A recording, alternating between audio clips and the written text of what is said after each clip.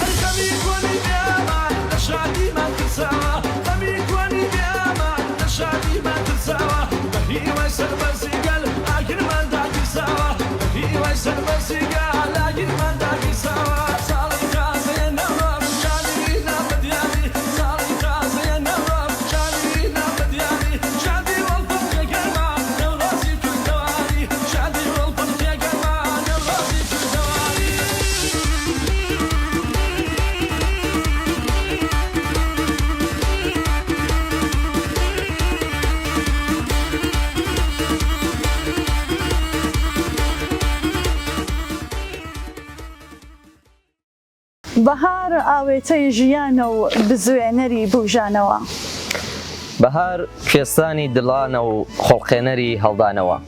بەهار ئاورگەی نەمانە بۆ سارد و سڕی زستانێ. بەهار لانکەی پاراستنە بۆ شەوەڕاوێ بۆ دیلانێ. بەهار سەرچاوەی هەرمانە بۆ سەر لە نوێ ڕازانەوە. بەهار ئاسۆی دەرەتانە بۆ هەڵچوون و هەستانەوە. نۆرۆز کەڵای ڕاوەستانە ڕووخینەری جاگیرکەر و ئەژدەهاکی کوردستانە. نەورۆز ڕۆژی ڕاپەڕینی بەژمەینەت و بێئەنوایە. نۆرۆز مشتی یەکگرتنی هەژاری ژین لە خوڵایە. بەهار تین و بڵێسەیە بۆ یەکگرتنەوەی دڵداران. نەورۆز ڕۆژی تێکهاڕینە بۆ قەڵای زوڵمی زۆرداران. نۆرۆز هەوێنی خۆشیە بۆ بەهار و سەوزەڵانی. بەهار بووکی ساڵی نوێیە بۆ ژینەوەی باخی جوانی. پڕ بە پڕی خۆشەویستی پیرۆز بێلێتان ساڵی نوێ. هەرچەندە و ساڵیش نەورۆزمان هەر لە دەرد و ئازارت بێ. بەڵام بە پێوانەی مێشکی زیندوو بیری تازە ڕێبازی نوێ کاتێک لێوان لێوی وشە نۆرۆزی ڕزگاریمان دێ مانەی دێرە هۆنراوەکان بۆ ڕەنجدەرانی کوردستان وشە بە وشە دێتە دی وشە بە وشە دێتە دی.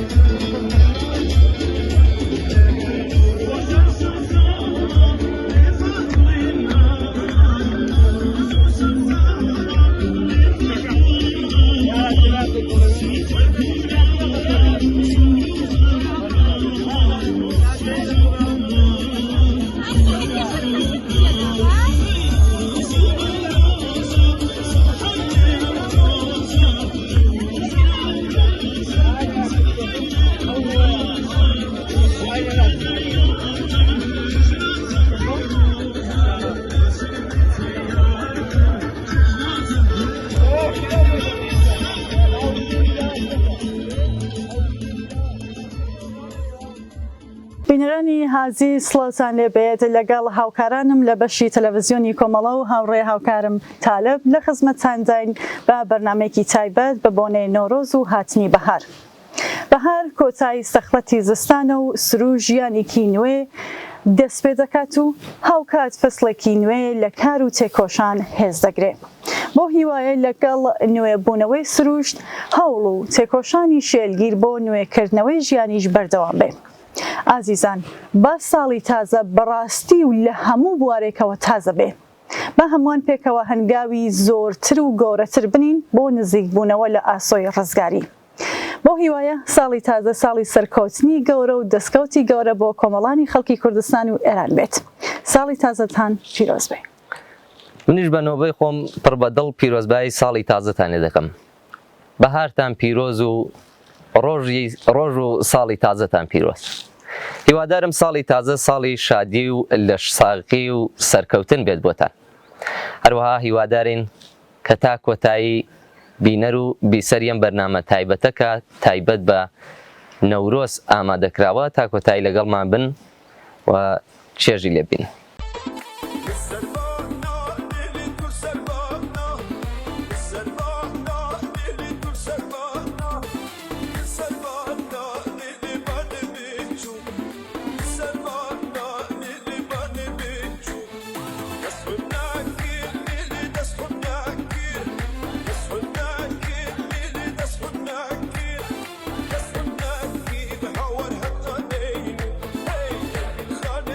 سڵاو نۆرۆز، سڵاو بەهار، ئەوە دیسان هاتینە وەلاتان.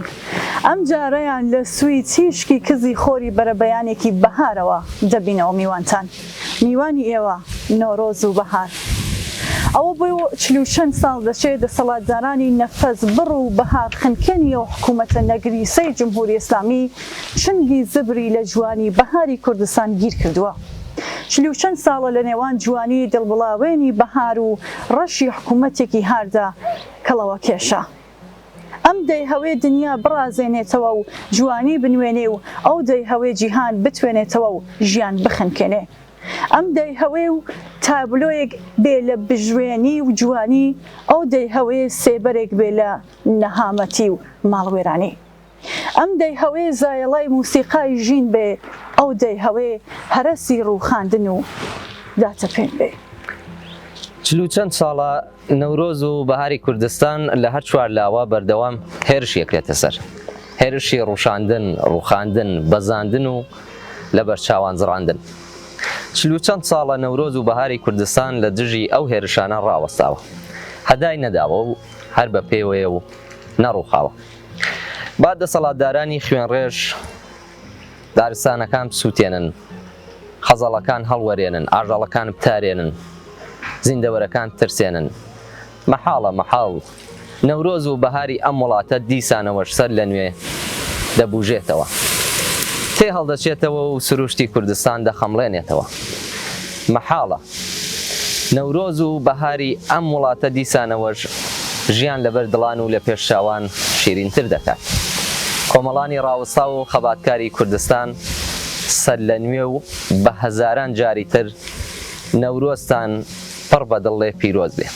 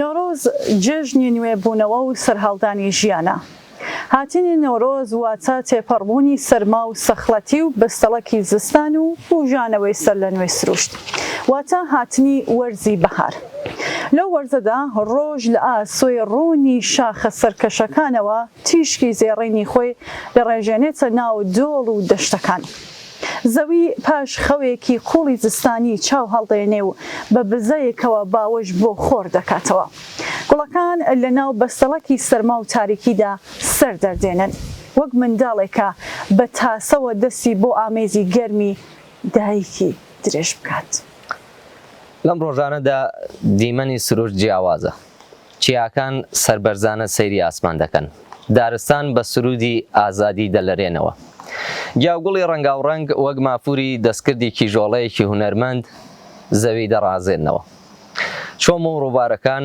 بە خوڕ دەخرۆشن و بە مۆسیقای ئاو کیژی دارستان دەهێنە سەما وەگەوەی بیانەوێت هەموو کۆتوبەندەکانی کۆیلەتی تێک بشکێن و خۆیان بگەێنە دەریای ئازادی بەڵێ تا لەم ڕۆژانەدا لەسەر لووتکێچیەکان ئاگر دادەگیرسێت ئاگری نۆرۆز هێمای ڕووناکی و گەرمی هێمای ڕاپەڕین دژی تاریکی و سەرما لە دەوری ئاگرەکە پیر و گەنج ژن و پیا و دەست لە ناو دەستی یەکتر سەما دەکەن جلوبەرگی ئاڵ و واڵا و ڕەنگا و ڕەنگیان لە ژێر تیشکی ئاگر و مانگدا دەدرۆشێتەوە زایڵەی سرودی ساڵی تازەیە نەورۆزە هاتەوە لە هەموو شار و گوند و دەشت و چیاکان دەنگ دەداتەوە لەو ساتەدا هەموو شتێک لەبیر دەچێتەوە جگە لە هەستی بوون هەستی ژیان و هەستی ئازادی نەورۆز تەنها جژنێک نییە چیرۆکێکە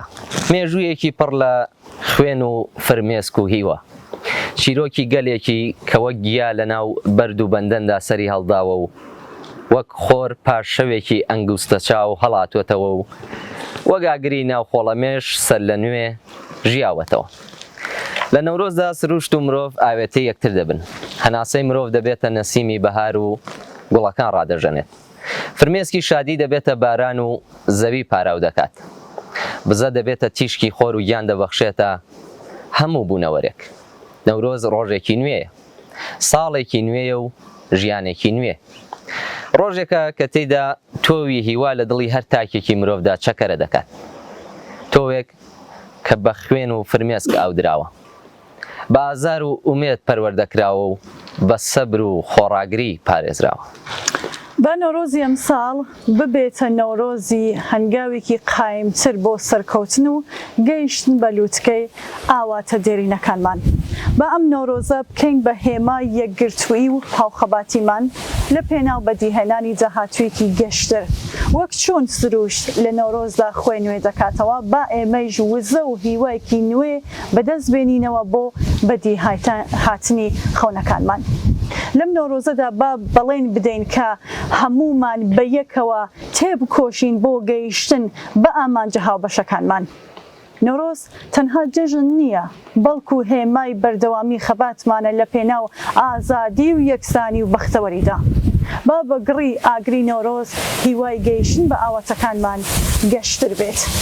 با نۆرۆزی ئەمساڵ ببێتە سەرەتای سەردەمێکی نوێ، سەردەمی ئاشتی و ئازادی و دادپەروەری.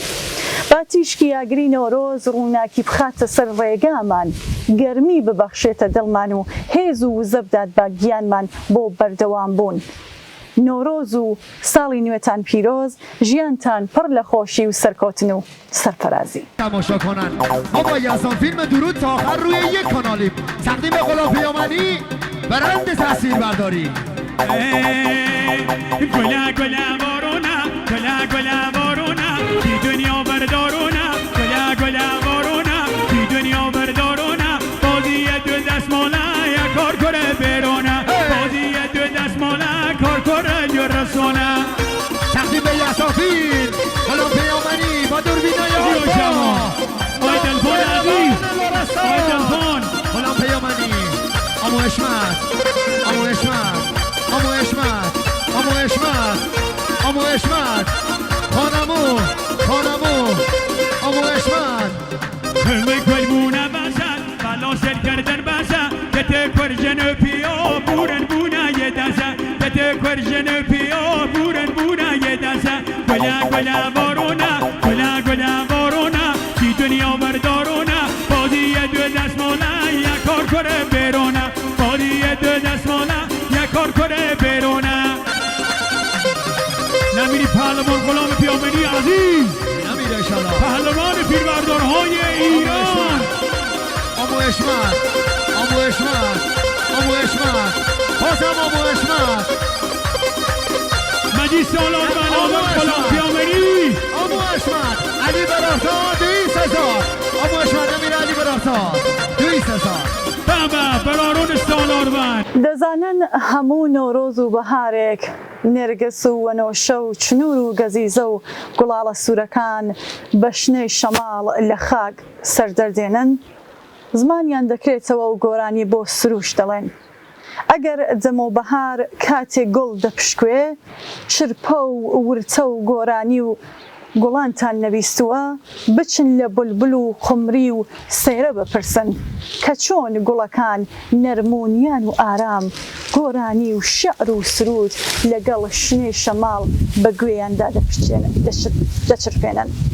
بەهاری ئەمساڵمان سوور و خوێناویە، بەهاری شۆڕشی ژن ژیان ئازادیە. گوڵاڵە سوورەکان بە دەنگێکی ڕەساتر و کراوەتر بە گوێ بولبول و مەلە دەنگ خۆشەکاندا دەچرپێنن.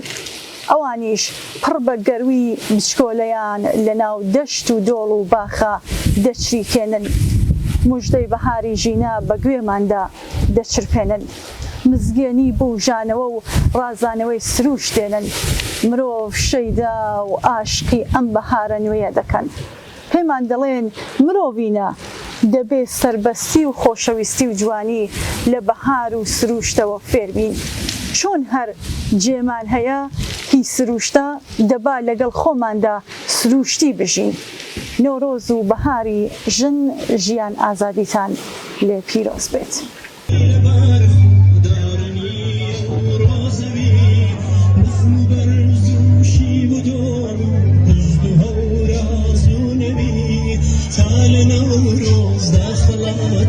ساڵی تازە وەرگێن ژەنگی دامان هەژاری و مەینەتی خۆی لاغرێن ساوەتەن داتی پیرۆز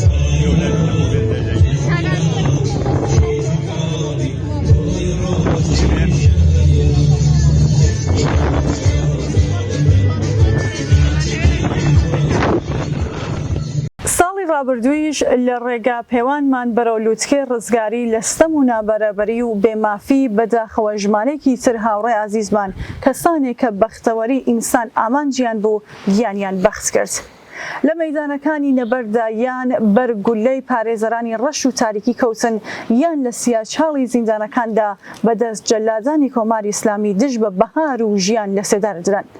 با پێکەوە جارێکی تر هاوکات لەگەڵ هاتنی بەهار یادیان بەرز و پیرۆز ڕاگرین و سڵاو و درود بنێرین بۆ فیداکاریەکان و فیداکاریەکانیان و ئەو بەڵێنەیان لەگەڵ تازەکەینەوە کە ئەگەرچی نەبوونیان خەسارە بەڵام یادیان و بیرەوەریەکانیان لە فیداکاری و ڕاوەستان چرای ڕێگامانە تا گەیشتن بە ئاواتەکانیان. ئاواتی بەدیهێنانی کۆمەڵگایەک دوور لە ستەم و نابەرابەری و بێمافی یادی ئازیزیان پیرۆز.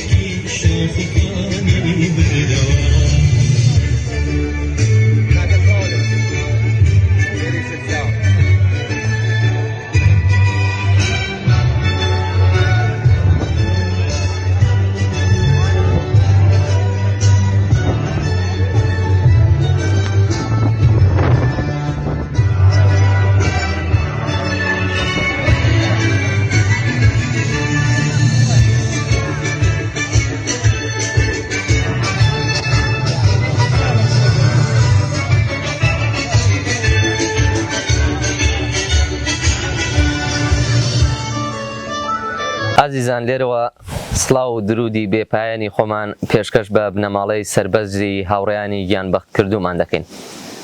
بە خۆڕاگریەوان افتخار دەکەین و ئەم خۆڕاگریە دەکەین بەوانە بۆ درێژەی ڕێگامان.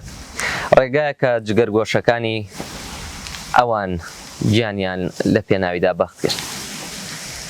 بنەماڵەی سەربەرزی هاوڕێیانی گیانبەخت کرد و دایکان، باوکان، خوشکان و براکان، خزم و کەسوکاری هاوڕێیانی گیانبەخت کردو. ئازیزانی گیانبەخت کردو قارەمانانی ئێمەن و ئەوان ڕێگەیان پێنیشانداین. ئەوان هەمیشە چاویان لە ئاسۆی سەرکەوتن بوو. بۆ ئێمە بۆیە ئەو ئاسۆیەمان لە بەرچاوە کە ئەوان نیشانیان داوین. ئەمساڵ بە هاتنی بەهار و ساڵی تازە بۆ پێوانی ڕێگایەک کە پێشانیان داوین ئەژنۆی غەم و ماتەمێنی لە باوەش ناگرین کە دوژمنانمان پێشاد بن.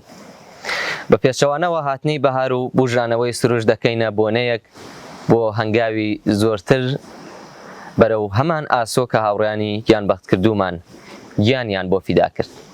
ئێمە و هەموو خەڵکی کوردستان لە ڕۆژەکانی نەورۆزی ئەم ساڵدا وەکو هەموو ڕۆژانی ساڵ لەگەڵتانی.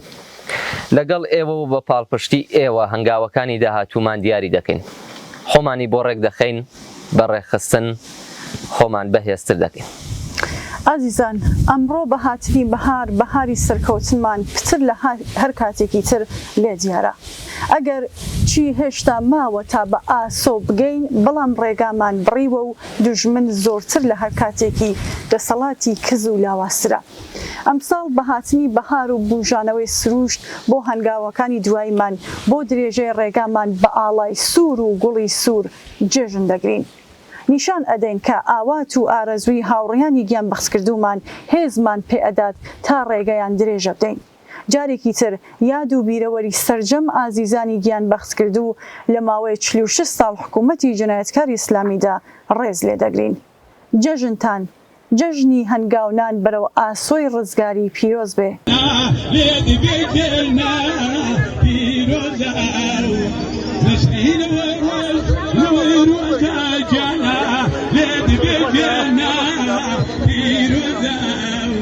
لو كردستاني مزنكك جلدي يرجع لوهوزا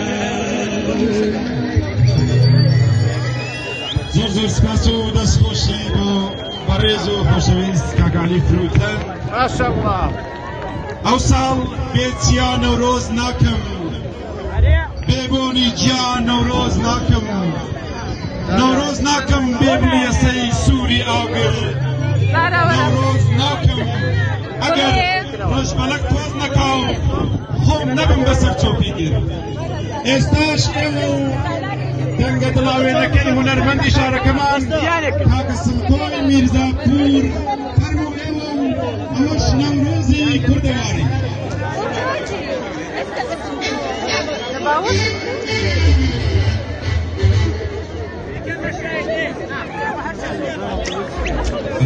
سلميك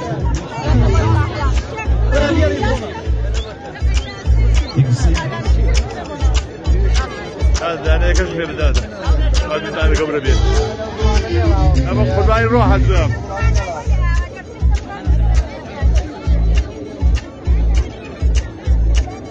هو تقديم لكم بتوع شغلي لابد هو بخلص بايبه من الله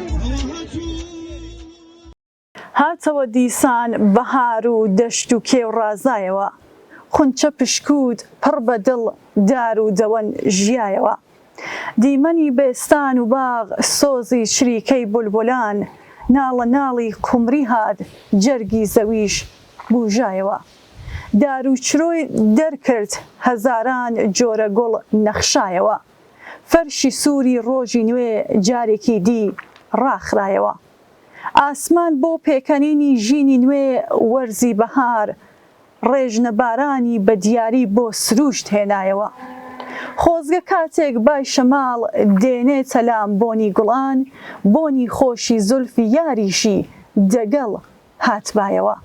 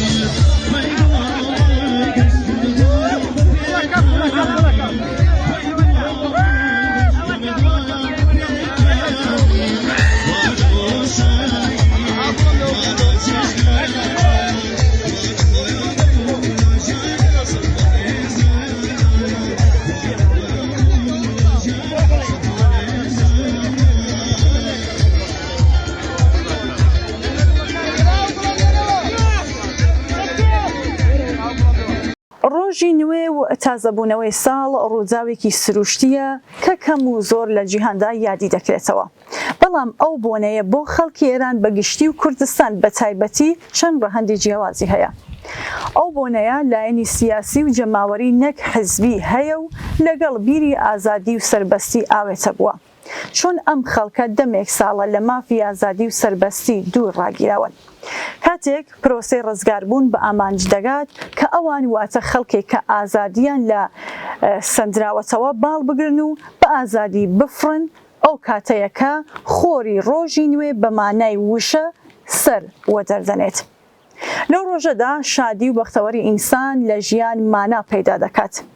بە هیوادەر ببڕین کە خەڵکی ستەمدیتووی ئێران و کوردستان بۆ گەیشتن بە ڕۆژە نوێیەکە لەوە زیاتر ڕەنج نەبینن، خوێن نەدەن و هەموو ئینسانێکی ستەمدیتوو لە ژێر تیشکی ئاگری ڕۆژی نوێدا جێژنی نوێبوونەوەی ساڵ و سەربەستی و بەختەوەری و پێکەوە لە ئامێز بگرن.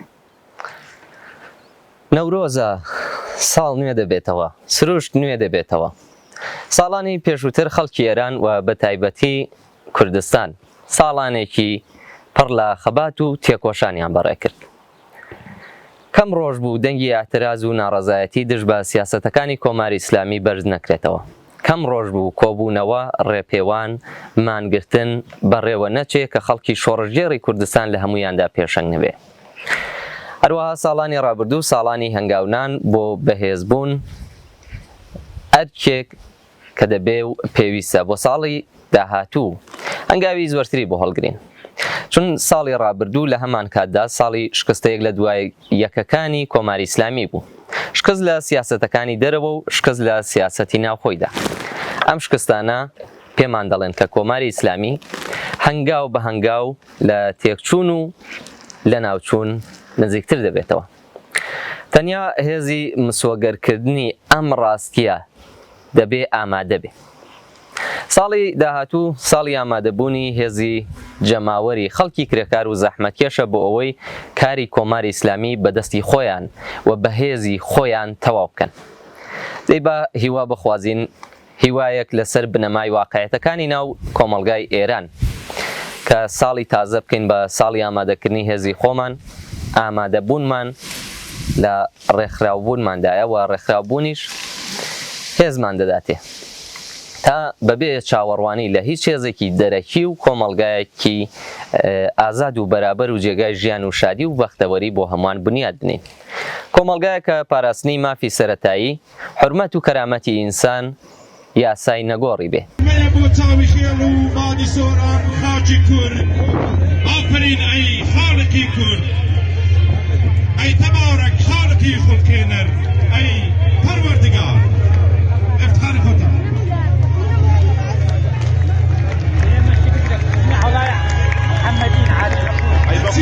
کوردستان بەدەستە گوڵی ڕەنجین و ڕازاوە بە بۆنی بەهار دێن و میوان دەبین لە دڵە گەورەکەی هاوشارەیانی بۆکانی کە ئەمڕۆ لە بۆنەی نەورۆزی کوردەواری بە ڕەنگ و سیمای ئاڵوواڵ لەم بۆنەیەدا بەشداریان کردووە تاکو بیسەلمێنین کە لە تەواوی نەتەوەکاندا هیچ نەتەوەیەک بەقەت کورد ڕێزی بۆ نەورۆز نەبوو، نەورۆزی بەهی خۆی نەزانیوە. هەرچەندی داستان و ئەفسانە و چیرۆک هەیە، هەر هەمووی دەگەڕێتەوە سەر ئەوەی کە گەلی ئێمە هەمیشە بە چاوێکی وا هاتن پەپولەکان بۆ کێڵگە و باخی گوڵان، هاوڕێی وەرزی بەهارن ئاسوودە دەکەن دڵان. مۆسیقایە هاژەی ئاو لە دامێنی شاخەکان، بە سەمای پەرشادی دەجوڵێن درەختەکان. دەفڕن و دەجریوێنن پۆلێک چۆلەکەی زیوین، هەنگەکان بە شیلەی گوڵ بەرهەم دەهێنن هەنگوین. بولبولان بە دەنگی خۆش دەم بە خەندە و پێکەنین، دیارە لە خۆشی بەهار گۆرانی دەڵەن بۆژین. لە ناو دەشت و سەوزایی شوان و مەڕەکانی تابلۆیەکی دڵگیرن کاتێک لێیان دەڕوانی. بەسوودن چواروەرزی ساڵ بۆ خۆشی ئەم ژیانە، بەڵام هەر وەرزی بەهار زیاتر دڵگیر و جوانە. ساڵی ساڵی ڕابردوو لە هەمان کاتدا زەحمەت و کێشە و گرفتمانە لە سایە دەسەڵاتدارەتی کۆماری ئیسلامی بەڕێکرد. گرانی و هەژاری و بێکاری و کێشە یەک لە دوای یەکەکانمان بوو. ئەم کێشانە نەک کەمی نەکردەوە بەداخەوە زیاتریش بوون و بەشی هەرە زۆری خەڵکێران لەژێر هێڵی هەژاریدا دەژین. بەرپرسانی ڕژیم و دەسەڵاتدارانیش داهاتی وڵاتێکی پڕپیت و بەرەکەتی وەک ئێرانیان خۆیان و دار و دەستەکەیان بە ئاشکرا دێدزن یان خەرجی دەستێوەردان لە وڵاتانی ناوچەکە و یارمەتی ڕێکخرا و تاقمە تیرۆریستیەکانی هاوپیشەی خۆیان دەکەن. بە جۆرێکە گەندەڵی هەزاران ملیاردی مافیاکانی ناو دەسەڵات و سوپای پاسداران برسیەتی لە خەڵک بڕیوە و ژیانێکی یاسایی بۆ زۆرێک لە خەڵکێران بووەتە خەون و خەیاڵ. بەڵام سەرەڕای هەموو ئەوانە بەخۆشیەوە خەڵکێران و بە تایبەتی خەڵکی کوردستان بە هیچ شێوەیەک تەسلیمی ئەو سیاسەتە وێرانکاریانەی ڕژیم نەبوون و بەردەوام بە شێوەی جۆراوجۆر ناڕەزایەتیان دەربڕیوە بە جۆرێک کە ئەو ساڵ زیاتر لە ساڵانی پێشوو چین و توێژەکانی ناو کۆمەڵگا کۆبوونەوەی ناڕەزایەتیان بەڕێوە بردووە و لە بەرامبەر دیکتاتۆری دەسەڵاتی ئیسلامیدا ڕاوەستاون. نەورۆز یەکێک لەو بۆنانەیە کە ساڵانێکە خەڵکی کوردستان جیا لە بۆنەیەکی فەرهەنگی و کۆمەڵایەتی کردویانەتە مەیدان و مەترێزێکی بەهێز و ئەوەی تێدا دەبینرێت خەباتێکی بەربڵاو و نایەکی گەورەیە بە داگیرکەرانی کوردستان و لە هەمان کاتیشدا پتەوکردنی زیاتری ڕیزەکانی خۆیانە. ساڵانێکە هەوری و جامانە و ئاڵای سوور و گوڵی سوور تێکەڵ بە شایی و گۆڤەندی کوردەواری بووە و سیمایەکی جوانی بە ڕوحی یەکگرتووی بەخشیوە. بۆیە ئەو ساڵیش هەروەک لە سەرەتادا دیاربوو نەورۆز بە جۆش و خڕۆشێکی زیاتر لە ساڵان لە هەموو شار و دیاتەکانی کوردستان بەڕێوە بچێت و مزگەنی دەری بەهارێکی ڕەنگین و ساڵێکی پڕدەستکەوت بێت. جەژنی ژیانەوەتان لێ پیرۆز.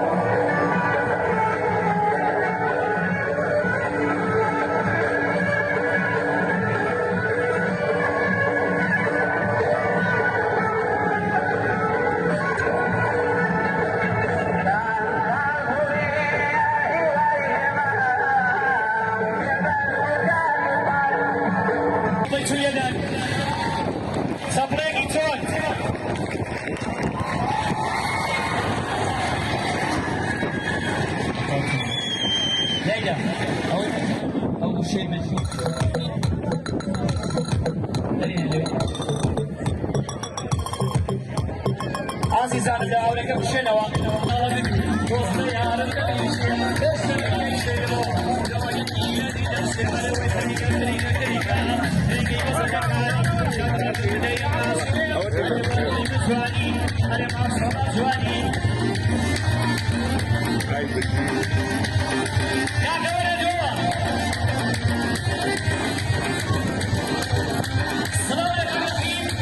وزاری محترم مدیریتی سالاری میرانی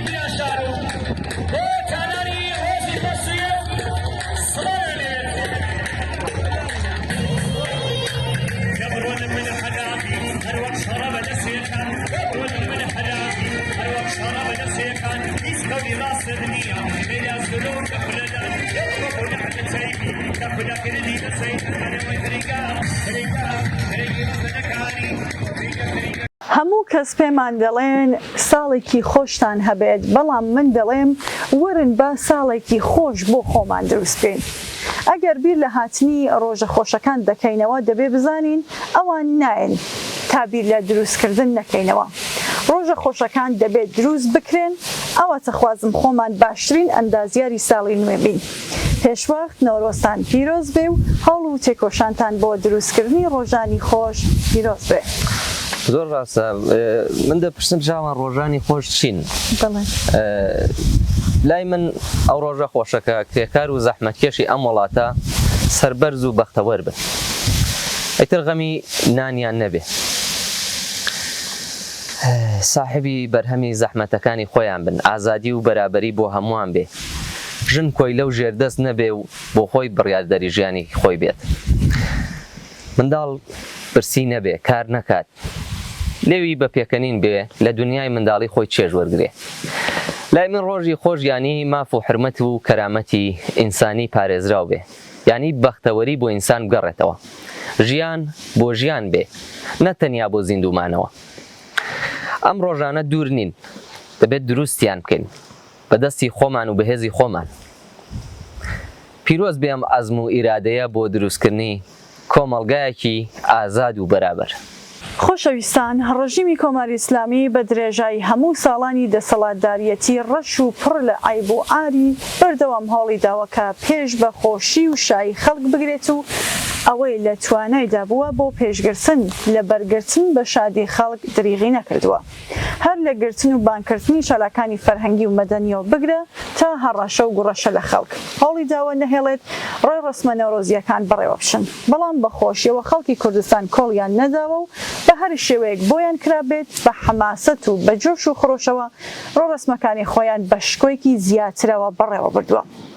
لەم ساڵانەی دواییدا ڕژیم کە لەو هەوڵەدا سەر نەکەوت، ئێستا دەیەوێت بە پیلانێک ڕێڕسمەکان بخاتە ژێر کۆنترۆڵی خۆی و لەلایەکی دیکەشەوە سیماکی دیکە لە خۆی پیشاندات. دەبا لێرەشدا بە بایکوتی ڕێڕسمەکانی ژێر کۆنترۆڵی ڕژیم نایکی گەورەیان پێ بڵین و هەر پیلانێک یان بۆ گۆرانی ناوڕۆکی نۆرۆز بۆ گۆڕین و هەسانەوە لێ لەقاو بدەین. ئازیزان، ئامادەبوونتان لە ڕێوڕسمەکانی نەورۆزی کە لەلایەن خۆتانەوە بەڕێواچن بە جلوبەرگی جوان و ڕەنگین و باڵای سوور و جامانە و هەوری و بە بەدەستەوەگرتنی گوڵی سوور نەورۆزی ئەم ساڵیش بکەنە دەرفەتێکی باش بۆ نیشاندانی یەکگرتووی و یەکڕێزیمان. جارێکی دیکە نەورۆز لە هەموو لایەکتان پیرۆز بێت و بە هیوای ساڵێکی پردەستکەوت و شایی و خۆشی بۆ هەموو لایەک.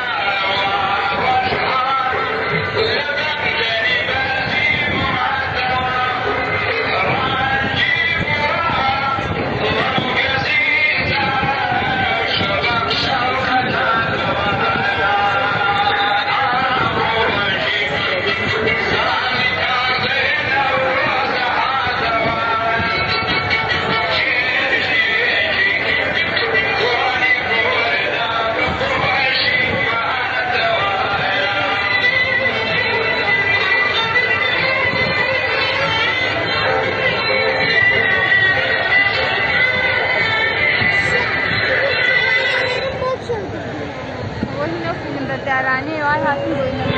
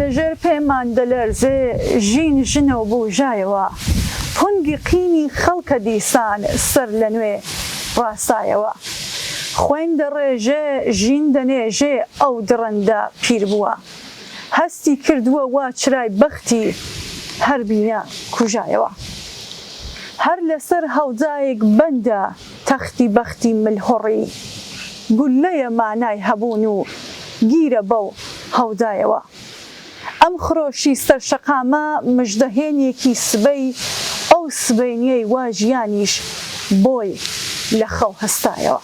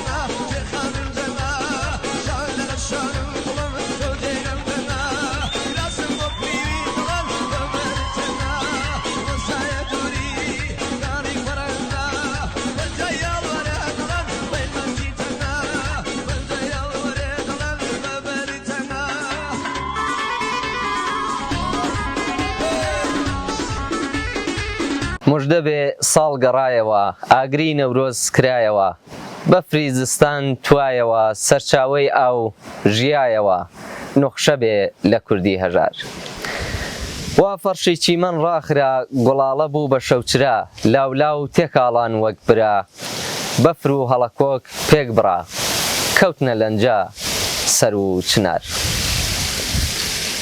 بە هاتنی بەهار سروشت خۆی نوێ دەکاتەوە گەڵای درەخت و گوڵەکان شین دەبنەوە و دەست بە ژیانێکی نوێ دەکەن هەموو ساڵێک خەڵکی کوردستان لەگەڵ خەڵکی وڵاتانی تر لە ناوچەکە جەژنی نۆرۆز پیرۆز دەکەن نۆرۆز یان ڕۆژی نوێ دەستپێکی وەرزی بەهار و ژیانەوەی سروشتە ئێوارەی ئاخری ڕۆژی مانگی ڕەشەمە لە گوند و شارەکان لە کۆڵان و باخچەکانی کوردستان مرۆڤ بە جلوبەرگی کوردیەوە لە دەوری ئاگرێکی گەورە کۆبنەوە مەشخەڵی ئاگر هەڵدەکەن و پێکەوە هەڵدەپەڕن بەم شێوەیە پێشوازی لە نەورۆز دەکەن ڕۆژی یەکەمی نەورۆز لە زۆر شار کۆبوونەوەی گەورەی جەماوەری ساز دەکرێن لەو کۆبوونەوانەدا کۆبوونەوەی زۆر جەماوەری ئاگر هەڵدەکەن و پێکەوە گۆرانی و هەڵپەڕکێ بەڕێوە دەبەن و گوڵی سوور و ئاڵای سوور بە سەما دەردێن و بەم جۆرە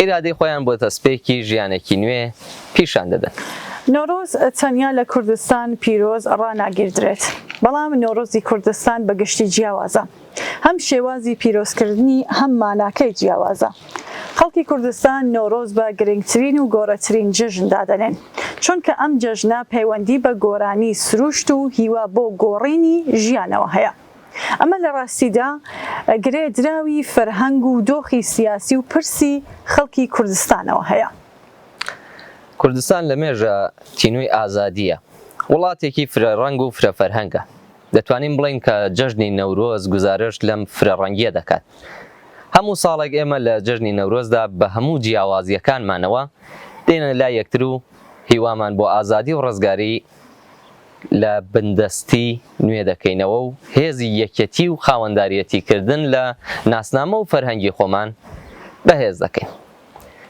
جەژنی نەورۆزتان پیرۆز بێت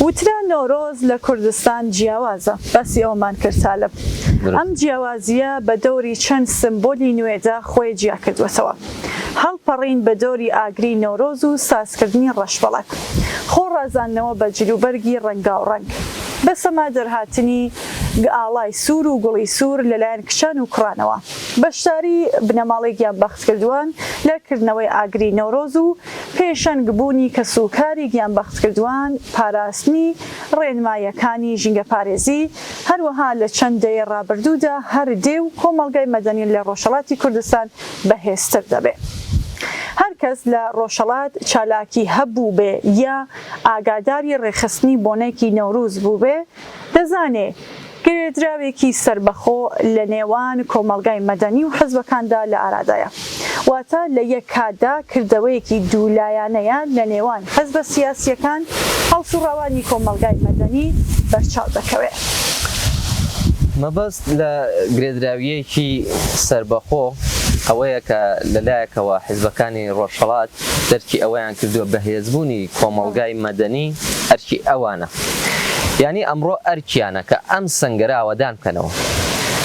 هەروەها لە بەرەبەیانی ئازادیشدا بوونی کۆمەڵگایەکی مەدەنی توانە دەتوانێت بەستێنێکی ئامادەتر لە کوردستان ساز بکە. لەلایەکی دیکەشەوە کۆمەڵگای مەدەنی لەگەڵ ئەوەیدا لە ڕووی گوتاریەوە گرێدراوی حیزبەکانی ڕۆژهەڵات و مێژووی خەباتەکەیانە، بەڵام لە هەمان کاتیشدا لە ڕووی مەیدانیەوە سربەخۆیە. کۆمەڵگای مەدەنی لە ڕۆژهەڵات لەسەر پێی خۆی ڕاوەستاوە و ڕێکخراوە ناحکومیەکان، ناوەندەکانی کرێکاری، مامۆستایان، ژینگە پارێزی، وەرزشیەکان، ناوەندەکانی هونەر و ئەدەبیات، ناوەندەکانی فێرکاری زمانی کوردی و زۆرێکی تر لەوانە سربەخۆ و تا ڕادەیەکی زۆر بە شێوەیەکی دیموکراتیک بەڕێوە دەچن. واتە کۆمەڵگای مەدەنی لە ڕۆژهەڵات لە ڕۆی گوتاریەوە گرێدراوی حیزبەکانە و لە ڕووی پراکتیکە و کردارەوە سربەخۆ دەجوڵێتەوە. لە مەیدانی هەڵسوکەوتی کۆمەڵگای مەدەنی لە ڕۆژهەڵاتی کوردستان هەم هەڵسوڕاوی حیزبی و هەم سربەخۆ بەرچاو دەکەون کە لە ڕووی گوتاریەوە تا ڕادەیەکی زۆر بەرە و خوێندنەوەیەکی نوێ لە خەبات و تێکۆشان هەنگاو دەنێت. بە پێشەوانەی بۆچوونی فەردمێحوەری و تاکە کەسی یان ئیسلاح تەڵەبی کە دەیانەبێ کۆمەڵگای مەدەنی لە خەبات بۆ ئازادی و بەرابەری داببڕێت. بەهێزبوونی کۆمەڵگای مەدەنی ڕۆژهەڵات و سربەخۆیان لە ڕووی کرزەیەوە ئەوانی دەست ئاواڵە هێشتوێتەوە کە بە پێ تایبەتمەندی ناوچەیی و ڕووداوەکانەوە بڕیاری سربەخۆ و تا ڕادەیەک جیا لە یەک بدەنەوە. ئەم شێوەیە لە فرەچەشنکردنی جۆرەکانی خەبات و دیموکراتیزەکردنیان توانیویەتی یارمەتیدەری بیری گەیشتن بە ئامانجی دژەستەمی خۆی بێ. لێرەدایە کە ئەرکی سیاسی حزبەکانی ڕۆژهەڵات و ئەرکی کولتوری و کۆمەڵایەتی کۆمەڵگای مەدەنی تەواو پێکەوە دەتوانن هەماهەنگ بن. لێرەدا بۆ ئەوەی مەبەستی خۆم زیاتر شی بکەمەوە کەڵک لە قسەیەکی خۆش وەردەگرم کە چالاکانی ڕۆژهەڵات دەیگەڕنەوە. گوایە کابرایەک بە بیستنی وشەی دۆڵمە قەڵس دەبێ. ڕۆژێگەم کابرایە دەچێتە قاوەخانەیەک و ئەو چەند کەسەی لەوێ دەبن دەیانەوەی بۆ کابرایە قەڵسە ڕابوێرن. هەر بۆیە هەر کامیان لە سوچێکەوە قسەیەک دەکا و یەک دەڵێ برنج، یەک دەڵێ گەڵامێ و یەک دەڵێ خوێ و زەردەچێوە و شتی تر لە پڕا کابرا کە دەزانێت مەبەستیان چییە چەقۆیەک لەسەر مێزەکەی بەردەمیدا دەچەقێنێ و دەنەڕێنێ جا کەسمەوەی هەڵیان پێشێت. وایە لە ئێستای ڕۆژهەڵاتی کوردستاندا یەک لەسەر مافی کرێکاران، یەک لەسەر مافی مامۆستایان، یەک باسی زمانی کوردی دەکا، یەک باسی مافی ژیان دەکا، یەک باسی ژینگە پارێزی دەکا و زۆر شتی تر. کۆماری ئیسلامی و هەروەها ناسیۆنالیزمی ئێرانیش کە بەمە قەڵسە هەموو هێزی سەرکوتی خۆی بەکاردێنێ تا نەهێڵێ خەڵکی کوردستان نسخەی سیاسی خۆی هەڵپێچێ. هەر بۆیە ئەرکی ئێمە ئەوەیە چۆن ڕێگەچارەی سیاسی بۆ بەهێزترکردنی کۆمەڵگای مەدەنی بدۆزینەوە. ئەگەرچی لەم ناوەشدا دوژمن بێکاردانەنیشەوە بە سەرکوت و پیلانی جۆر بە جۆر، بۆ نمونە لە نەورۆزی هەر ساڵدا دەیهەوێ ئەو بۆنەیە لە مانای سیاسی خۆی بۆش بکاتەوە.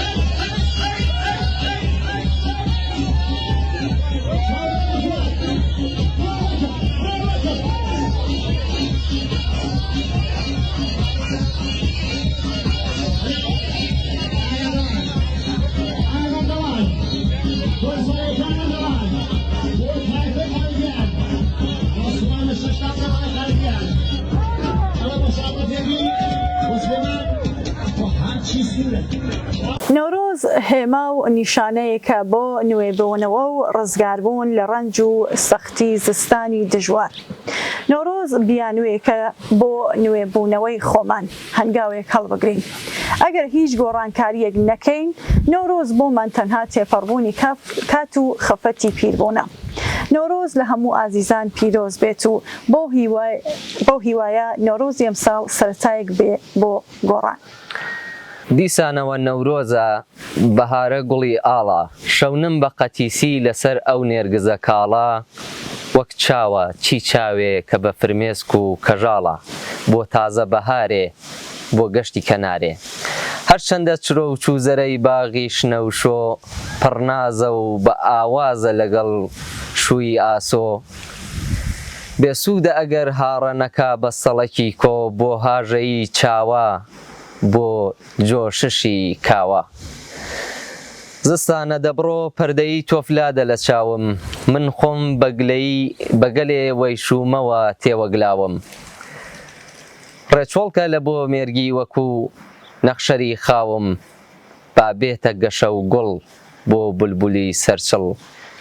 گوێم لێیە نزیک دەنگی نەی و پۆلی مەلانە، دڵڕا ئەچەنێ بەزم و سەمای دەست لە ملانە. شادی گەلی کوردی نەبەزی دۆستی گەلانە، شەڕ دوژمنی وانە ئاسایشی گیانە. ئەیگەل ئەو شەڕخوا هەر خەریکە بەدەست و برد، خاک و شەرەف و ڕۆڵەیی مەردی نەتەوەی کورد، بیکە بە خەڵوزیش و ببێتە سوپەر و بەپرد، بۆ ویستنی دوژمن بۆ هێرشی مردن.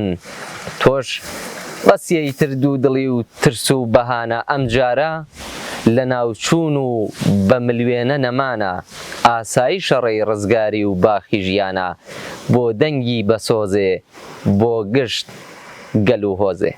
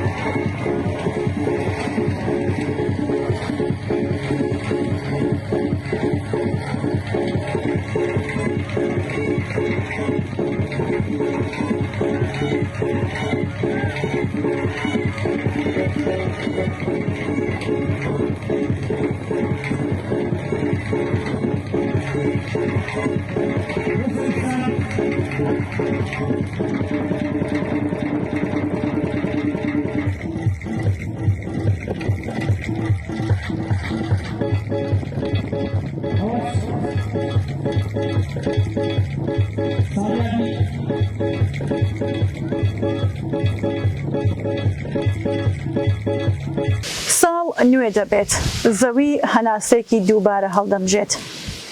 گەڵاکان ڕەنگیان دەگۆڕێت و گوڵەکان دەبزوێن و باڵندە ماندووەکان دەگەڕێنەوە و لەم گەشتکردنە سەوزە دووبارەدا. من و تۆ، ئێمە لەکوێ وەستاوین؟ بەشی ئێمە چییە؟ ڕۆڵی ئێمە چییە؟ پەیوەندی ئێمە لە دووبارە بوونەوەدا لەگەڵ کێیە؟ بە زەوی سڵاو دەکەین. هاوڕەکان سڵاوتان لێبێت و نوێ بوونتان پیرۆز و ئێمەیش خۆمان لەگەڵ ئێوە نوێ دەکەینەوە. وەک هەمیشە هیوادار و ساڵی نوێتان پیرۆز بێ. ساڵی نوێ و بەهارێکی نوێ، دەرفەتێکی نوێ بۆ تازەبوونەوە و سەر لە نوێ بیری چۆنیەتی ژیان دەبینم.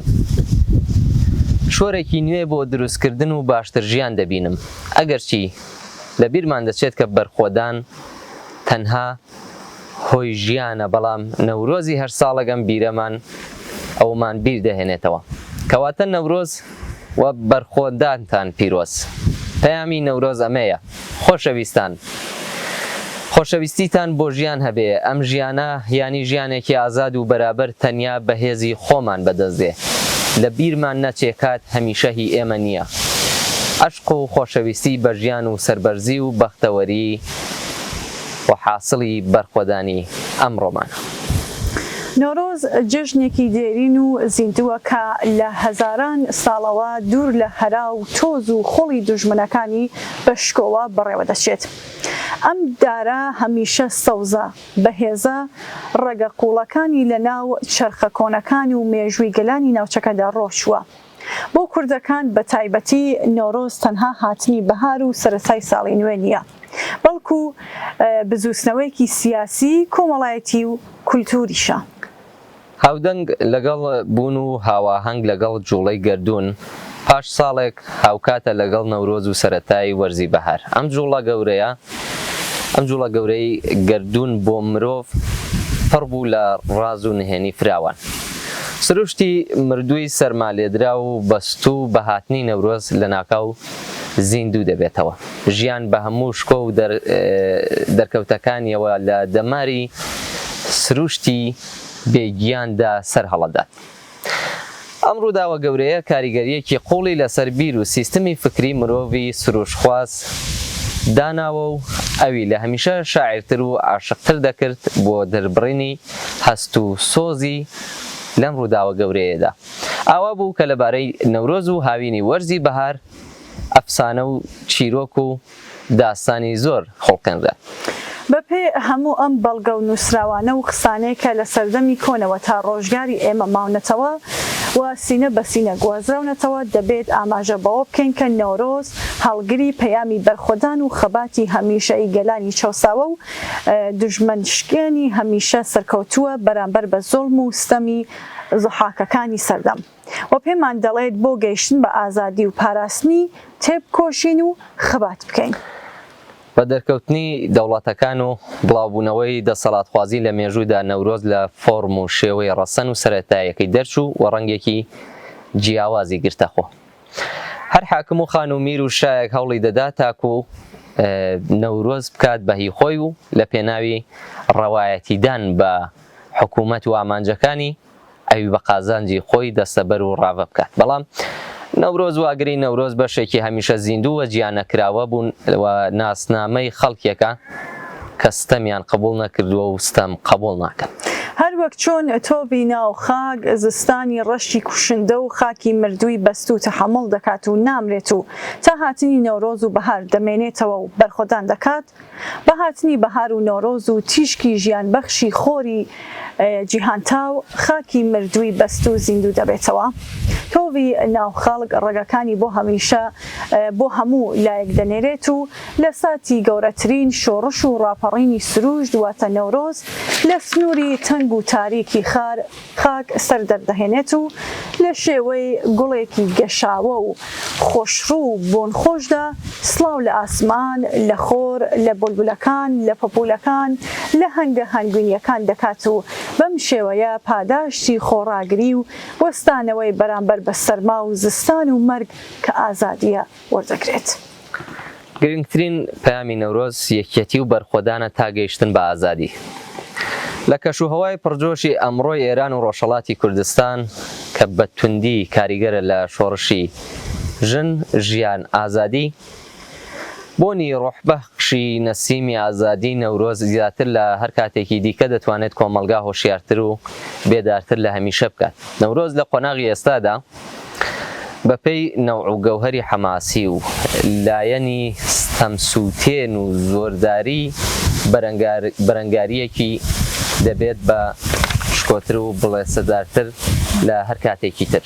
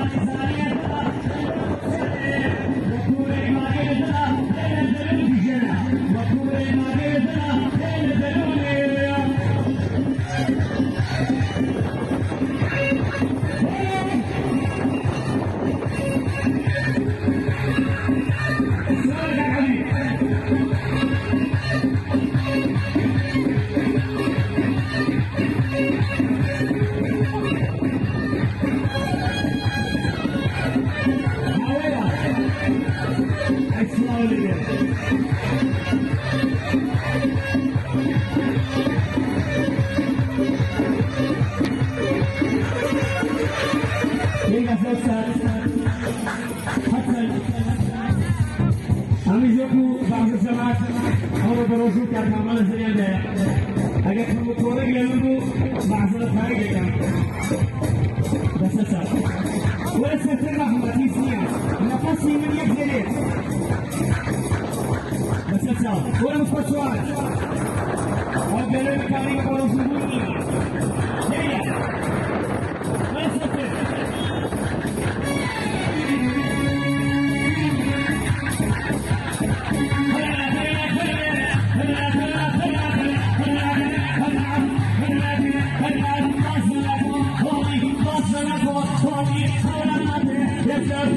کۆمەڵانی خەڵک لە تەواوی شار و گوند ئەمساڵ نۆرۆزیان بە شێوەیەکی بەرین و شکۆدار پیرۆز کرد.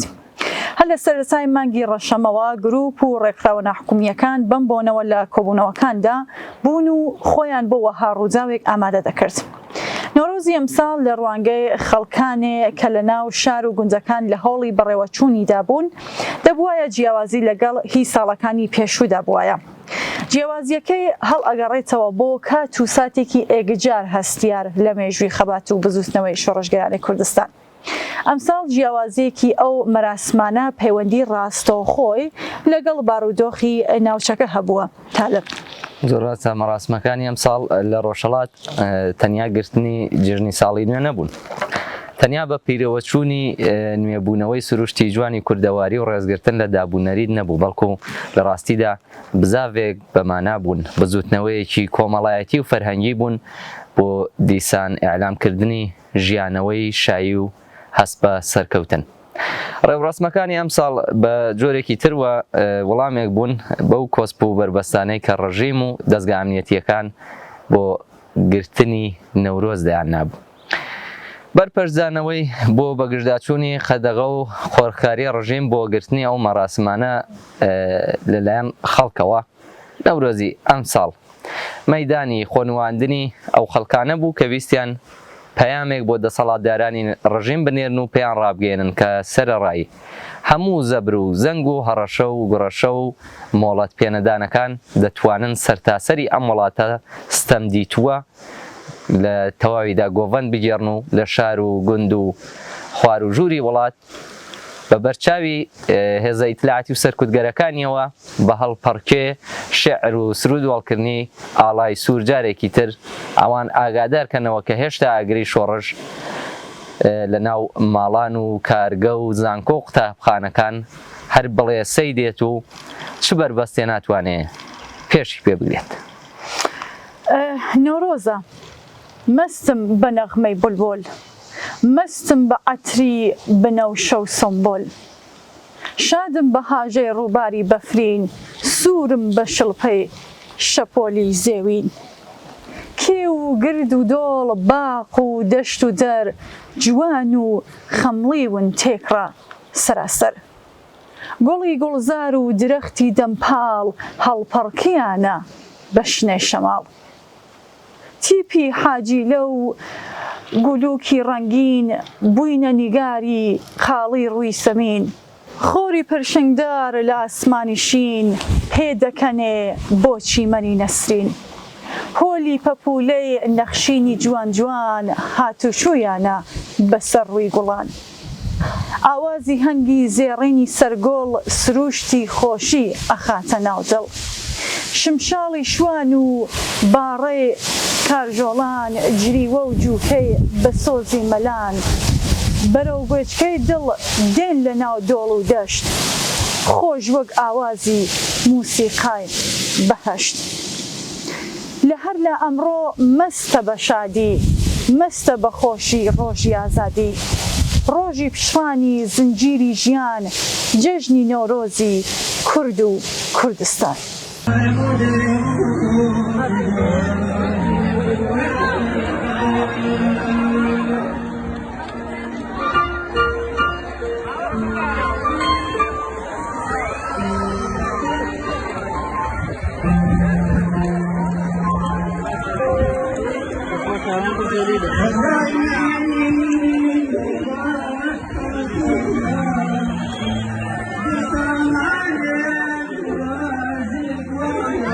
مەراسمەکانی ئەمساڵ وەک بەشێکی جیانەکراوە لە بزوتنەوەی مقاومەت و خۆڕاگری خەڵک بە بەڕێوەچوون و پێشدەست پێکردنیان لە تۆڕە کۆمەڵایەتیەکانی فەزای لە تۆڕە کۆمەڵایەتیەکان و فەزای مەجازی چالاکیان بۆ کرابوو. لەناوەوە خەڵک و کەسانی چالاک بێ ئەوەی مۆرکی حەزبی لەسەر مەراسمەکان بدەن بە ئبتکار و نەریتێکی پێشڕەوانە نۆرۆزێکی جوانیان بەڕێوە برد. خەڵکی کوردستان وەک دەستورێکی نەناسراوی کۆمەڵایەتی هەموو ساڵێ لە ماوەی ئەو 46 ساڵەی دەسەڵاتی دیکتاتۆری کۆماری ئیسلامی لە بۆ نەجۆرا و جۆرەکان هێمای تایبەتی خۆی هەبووە و لە بەرامبەر بە حکومیکردنی جێژن و مەراسمەکان هەڵوێستی بووە و نەیهێشتووە کە ڕژیم ئەو نەریتانە بەلاڕێدا بەرێت و خۆی بخاتە خاوەنیان. ڕژیم ساڵی ڕابردوو ویستی خۆی مەراسم بگرێت و بە ئیسلامیکردنی و دەفژەندن بە جۆری بێزاری بۆ نەورۆز لە ناو خەڵک دروست بکات. بەڵام ئەم کردەوەیەش نەیتوانی جەماوەری خەڵک بتوڕێنێ و بە پێچەوانەوە لە زۆربەی ناوچە و شار و گوندەکانی کوردستان نەورۆز بە سەرکەوتووی بەرزڕاگیرە. هێزی ئەمنیەتی و ئینتزامی و یەکەکانی ویژەر نەیانتوانی خەڵک لە مەیدان دوورکاتەوە. گرتن و دەستگیرکردنی چالاکانی ژینگەیی و مەدەنی زۆرتر بوو بە نەفرەت و تووڕەیی جەماوەردش بە ستەمی ڕژیم و خەڵکی زۆرتر ئاگاکردەوە. لە زۆربەی شارەکان وێ ڕای بەڕێوەچوونی نەورۆزی حکوومەتی دیسان مەراسمی خەڵکی بەڕێوەچوو. باوەش بێژین مەراسمەکانی نۆرۆز لە ناوچەکانی تری ژێردەسەڵاتی حکوومەتی ئیسلامیێران توانی وەک برندێک لە بزوستنەوەی گەلانیێران جێخۆی کاتەوە و ئەزمموی بۆ خەباتی مەدەنی و کۆمەڵایەتی دژ بە چۆسانەوەی فەرهەنگی دەسەڵات بۆ گەیشتن بۆ گشت ئێران مسۆگەر بکات. ئەم هاوپشتیە لە بەڕێوەبردنی مەراسمی نۆرۆز دەبێ بگوازرێتەوە بۆ هاوپشتی هەمەلایەنەی کۆمەڵانی خەڵکی شۆڕەژیر ئێران دژ بە ستەم و نابەرابەری کە کۆماری ئیسلامی پارێزەریەتی.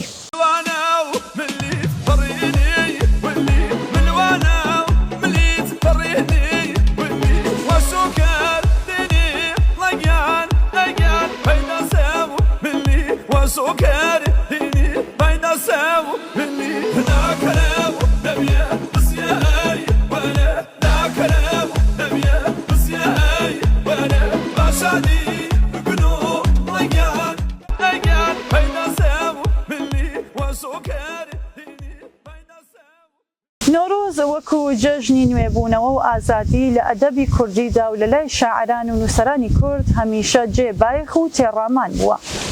شاعران و نووسەرانی کورد وەکو دیوێکی جوانی و دەریچێکی ئازادی و هێمای ڕزگاری نۆرۆزیان لە نێو شعر و دقەکەیانیاندا بەکارهێنەوە. باپێکەوە سەرێک لەم گۆڵستانی شار و ئەدەبی کوردی بدەین و چەند گوڵێک کە بۆنی نۆرۆزیان هەیە هەڵبژێرین. نەورۆز لە شعری نەورۆزی کوردی جەمیل ڕەنجبەر تا کلیلی سربەستیمان لای زۆردار بێ ڕزگار نابین، تا چەوسێنەر لە نێو خۆمان وەکو هار بێ بەختیار نابین. سابا نەورۆز چرای بیرمان هەڵگیرسێنێ، دوژمن بەگەل بناسێنێ. چەوسێنەرەوە و چەوساوەکان جیاکاتەوە، ئاڵای یەکەتی دڵسۆزان هەڵکاتەوە. نۆرۆز لە شعری نۆرۆزی جەلال مەحدەد خۆشناو. ئەچمە کوێستان سێرانگای ناو باخ و بێستان، گوێ لە باڕەی بەرخەگرم بەرگی تەمەڵی دا ئەدڕم. ئەبمە شوان بۆ نیشتمان خزمەتی گەل و هۆزەکەم، ڕۆژی نوێ پیرۆزەکەم نۆرۆزەکەم. نەورۆز لە شعری گوڵی هیوای سەید کامیل ئیمامی. کێ دیوەها لە پڕ گوڵی هیوا بپشکوێ، نەورۆز و ڕۆژی خۆشی گەلی کوردوە دەرکەوێ. ڕۆژی نەجاتە کاتی خەباتە، فریشتەکەت کوردە ئەگەر نەترسی سەری ناوەتە سوێ. هەر چاوەڕێی خەباتی من و تۆیە کاکی خۆم، من حازرم ئەگەر کەسێ بێت و ڕەگەڵ کەوێ. شەرتە نەدەم وچان و وەنەوز و خەوم نەبێ، هەر نەسرەوەم دەمێ لە بەیانی هەتا شەوێ.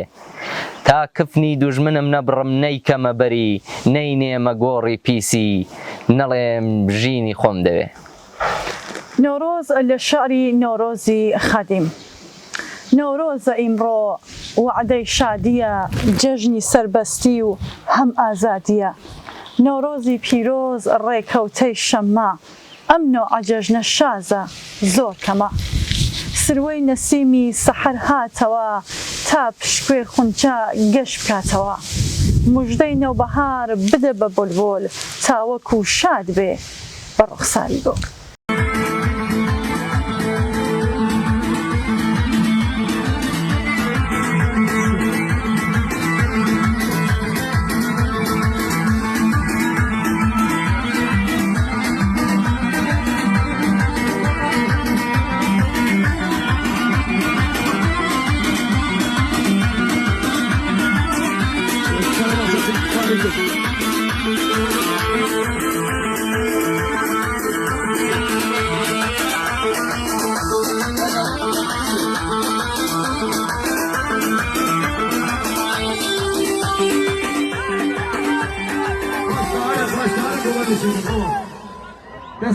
زۆر سپاس چاوەنیان ناوڕێکی کورد بدەین بینەرانمان کلیپێک ببینن لە بەشی دووەمی بەرنامەکەدا دەگەڕێنەوە لای میوان بەڵێ بەشی بڕگەی دووەمی بەرنامەکەمان دوای ئەم ناوبڕە پێشکەشی بینەرانمانەکەین فەرموو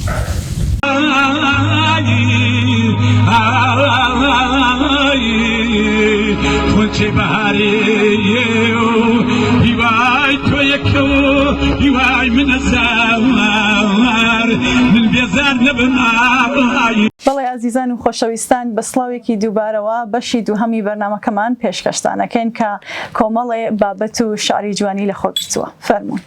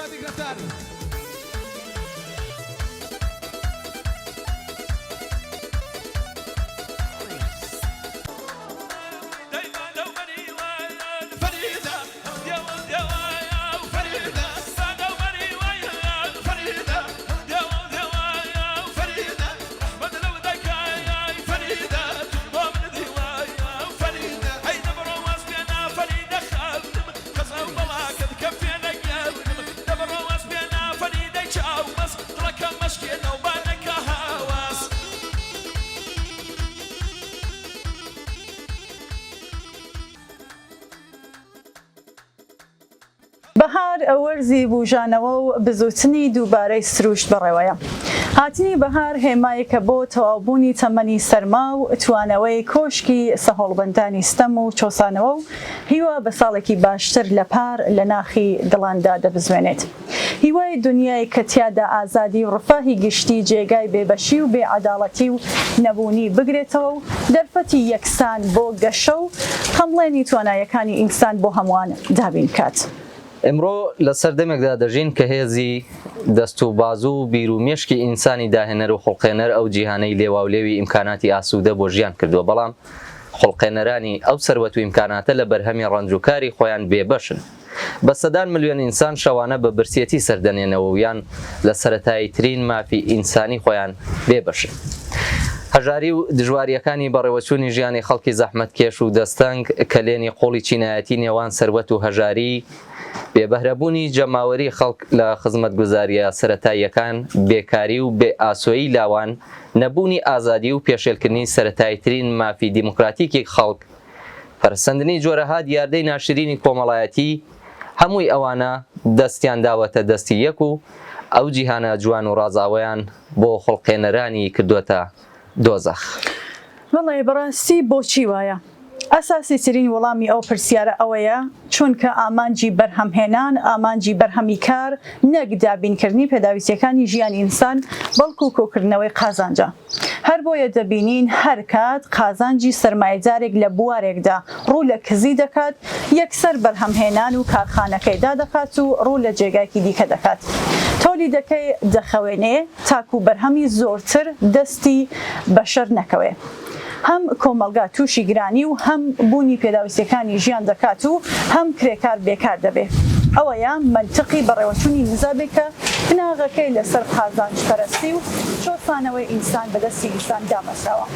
کاتێک سوود لەسەر یەک هەڵەکەکردن دەبێتە ئامانجی کاری ئینسان و سوود دەچێتە گیرفانی کەسێکی ترەوە، ئینسانەکان ئەوانەی کار دەکەن و لە سوود بێبەخەن لە بەرهەمی کاری خۆیان نامۆ بێگانە دەبن. ئەگەر چاوێک لە سەفحەی تەلەڤیزیۆنەکانتان بکەن بە کاناڵە جۆراوجۆرەکاندا بگەڕێن ئایا سیمای جیهانێک نابینن کە پڕە لە ئەزمە پڕە لە کێژمەکێش؟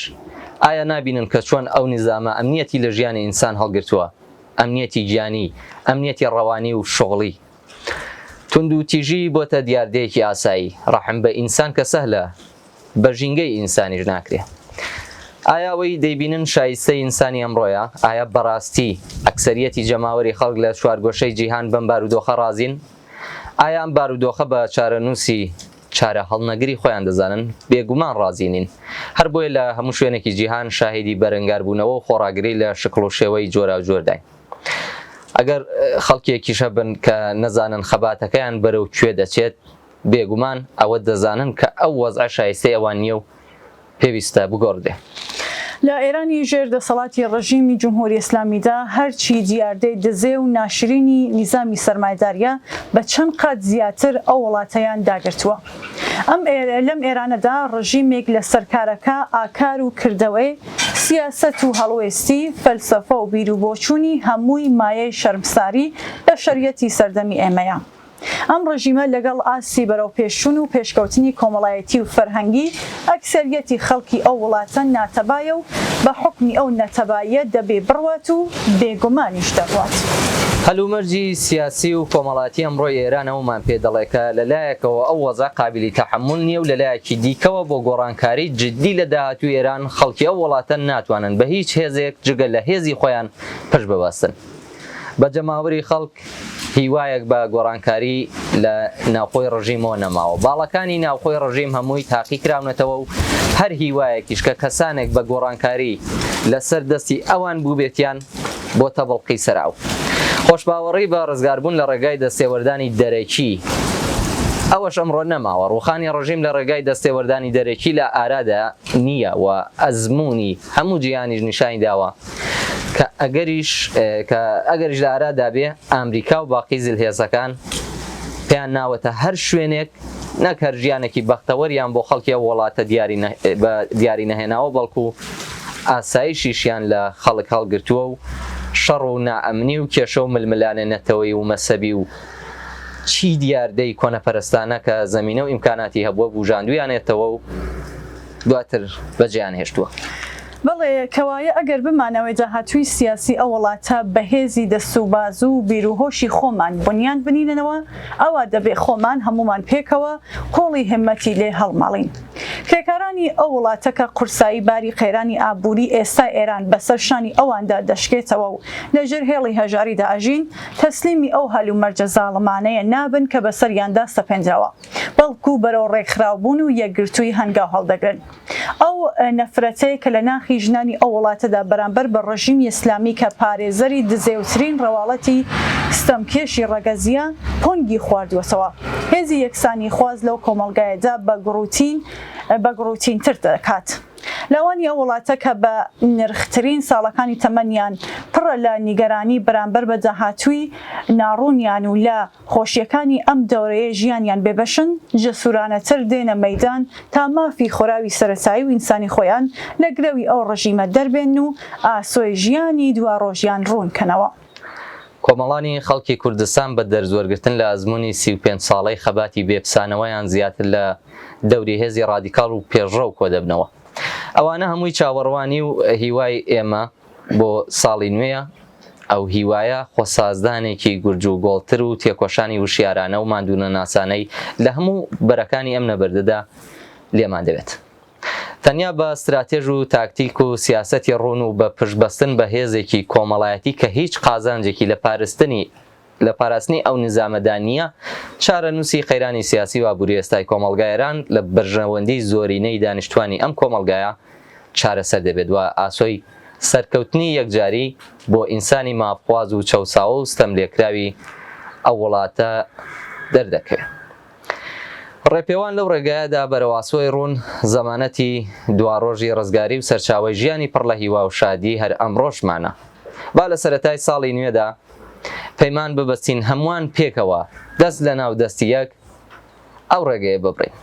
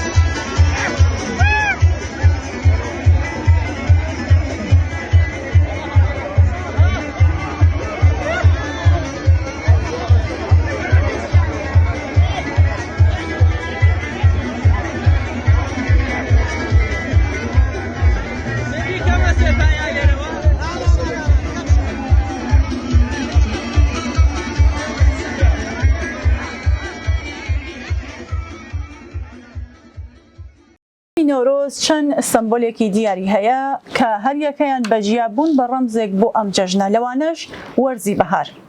هەر وەک مەولەوی شاعر دەڵێت نیشانەی نۆرۆز وادەی وەهارن یا نەشئەی ئامای نامەی نیگارن. وەرزی بەهار یەکەم سمبۆلی نۆرۆزە.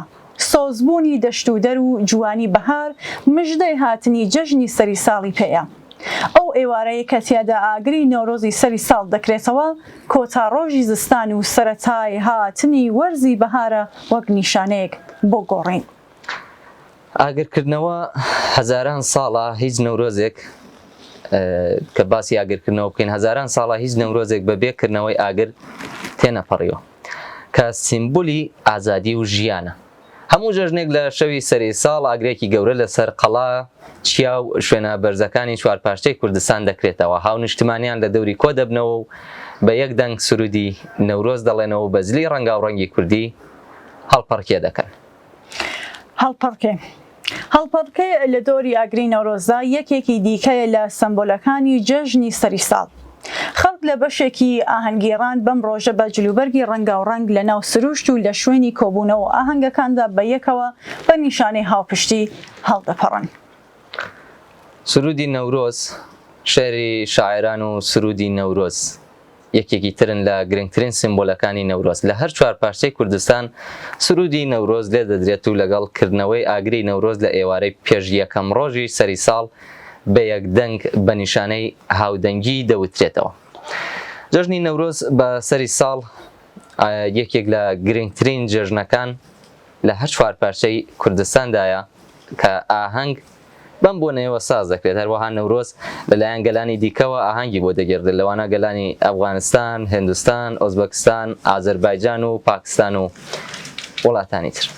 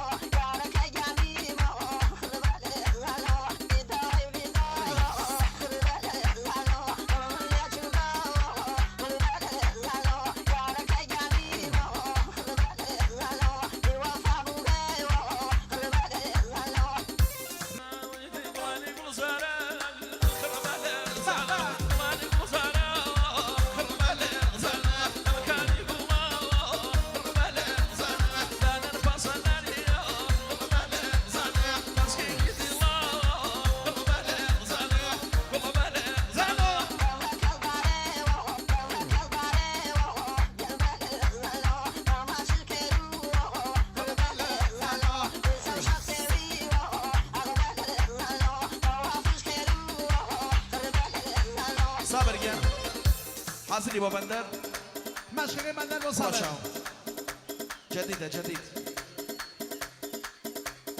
برو صابر هيدا اللي انا مدام اهلا وسهلا مرحبا سيدي اشلونك زين السلام عليك يا صابر امانه زين اشلونك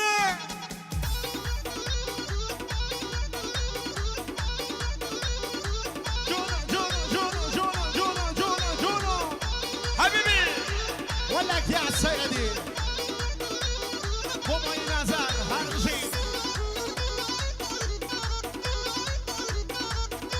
أغمين هرجي وخوي وخاتونغي لا لا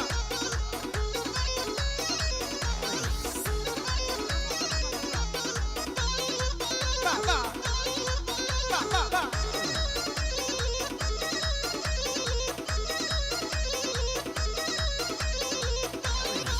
جونو جونو جونو جونو جونو هلبا هلبا هلبا هلبا هلبا هلبا هلبا شلوني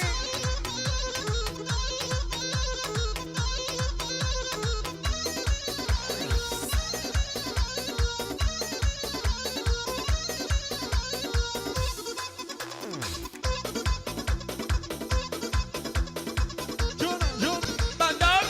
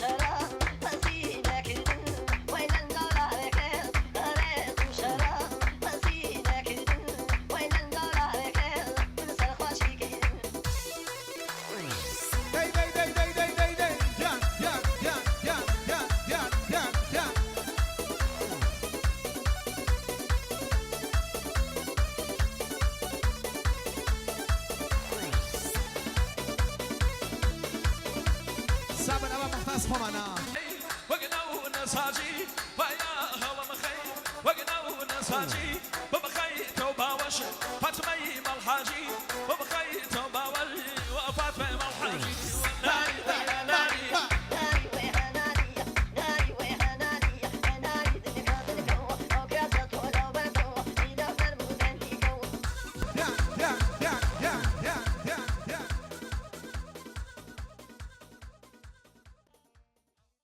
ئەوەی کە ئێستا بۆ ئێمە گرنگە پەیامی ئەو جژنەیە. فەلسەفەی پەیامی جژن گرتنی نەورۆز و وەرزی بەهار ئەوەیەکە هەمیشە بەسەر هەوراز نشێوەکاندا زاڵ بین و خەبەت و تێکۆشان لە بوارە جیاوازەکانی کۆمەڵگا بەرەو پێش ببین بۆ ئەوەی کە ئازادی و سەربەستی و ژیانێکی نوێ دەستەبەر بکەین. بێگومان تاکو وەرزی زستان تێنەپەڕێنین بەهار و وەرزی جوانی و ڕازاوایی سروشت ڕوومەتی گوڵان ناپشکوێت و دارستان وچ و چرۆ ناکات. بە هەمان چەشن تاکو قۆناغە دژوارەکان و دۆخی ئاڵۆز و مەترسیدار تێپەڕ نەبێت ڕزگاری یەکجارەکی و سەربەستی و دادپەروەری کۆمەڵایەتی بەدەست نایێت و دەستەبەر ناکرێت. بەڵێ هەر بۆیە لە ڕەوتی مێژوودا لە پەیوەندی بە جێژنگرتنی وەرزی بەهار بە واتای چالاکبوون و خەباتی بەردەوام بۆ بەدەستێنانی ماف و ویست و داخوازی بووە. هەر بەوەشەوە کە دژمنانی گەلەکەمانی هەراسان کردووە و هەرکە بەهار وەرزی خۆشی و شادی و نوێبوونەوەی سروش دەگات ئیتر بە ڕێگای جیاواز سێرش دەکەنە سەر خەڵک و لاوان و چالاکانی سیاسی و مەدەنی ڕاپێشی بەندیخانەکان دەکەن. لە دەستپێکی وەرزی بەهار لە ساڵی ڕابردوودا دەیان چالاکوانی سیاسی و مەدەنی دەست بەسەر کرا. ڕاستی ئەو پەیامە دەسەلمێنێتکە ڕزگاری لە هەوڵدان سەرچاوە دەگرێت و لە سروشتی جوان و ڕازاوی ڕەنگاوڕەنگی پێدەشتەکان تێپەڕ دەبێت. بۆ ئەوەی کە ئەو پەیامە بەنەوەکانی داهاتوو بگات دەبێت لە نەورۆز خۆشی و شادی دەرببڕین و دڵەکانمان بە بارانی بەهار بشۆرین و ڕەنگاوڕەنگی سروشتی بەهار بە هێمای ڕەنگاوڕەنگی بۆ چوونە سیاسیەکان پێناسب بکەین و ڕێز لە ڕوانگە جیاوازەکان و پۆلۆراریسمی سیاسی بگرین. هەر وەک چۆن ڕەنگە جیاوازەکان بەهاری ڕەنگین کردووە بێگومان بۆ چوونە جیاوازەکانی کۆمەڵگەیش بە هەمان چەشن ئەگەر لە پەیوەندی بە داڕەشتنی بناغی داهاتوویەکی نوێوە بێت نەکەر نابنە دەرز بەڵکو یەکیەتی و یەکڕێزی خەباتی بۆ ڕزگاری بەرزتر دەکات و دەستکەوتەکانیش زۆرتر و ئاسانتر بەدەستێن. وەرزی بەهار و نەورۆز چەند تایبەتمەندیەکی بێوێنەی هەیە.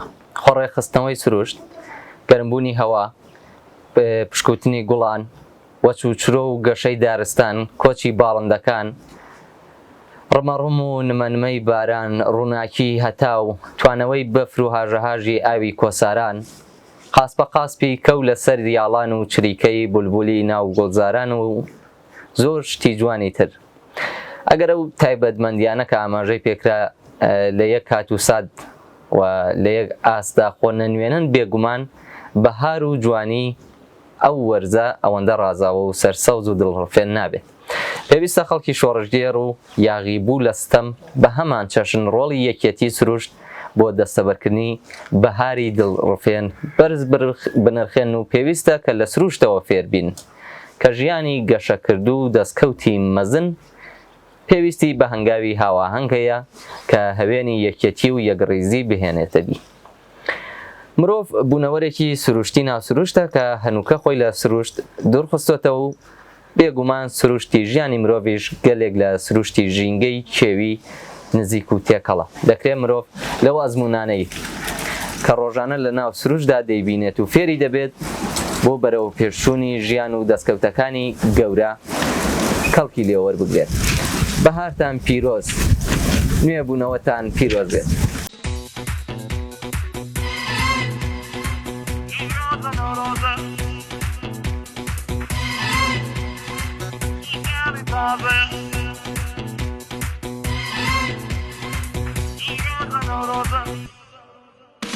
نوروز نوروز دیسان سالی تازه نوروز نوروز دیسان سالی تازه گل هورما انگم بخوا پر آوازه گل هورما انگم بخوا پر آوازه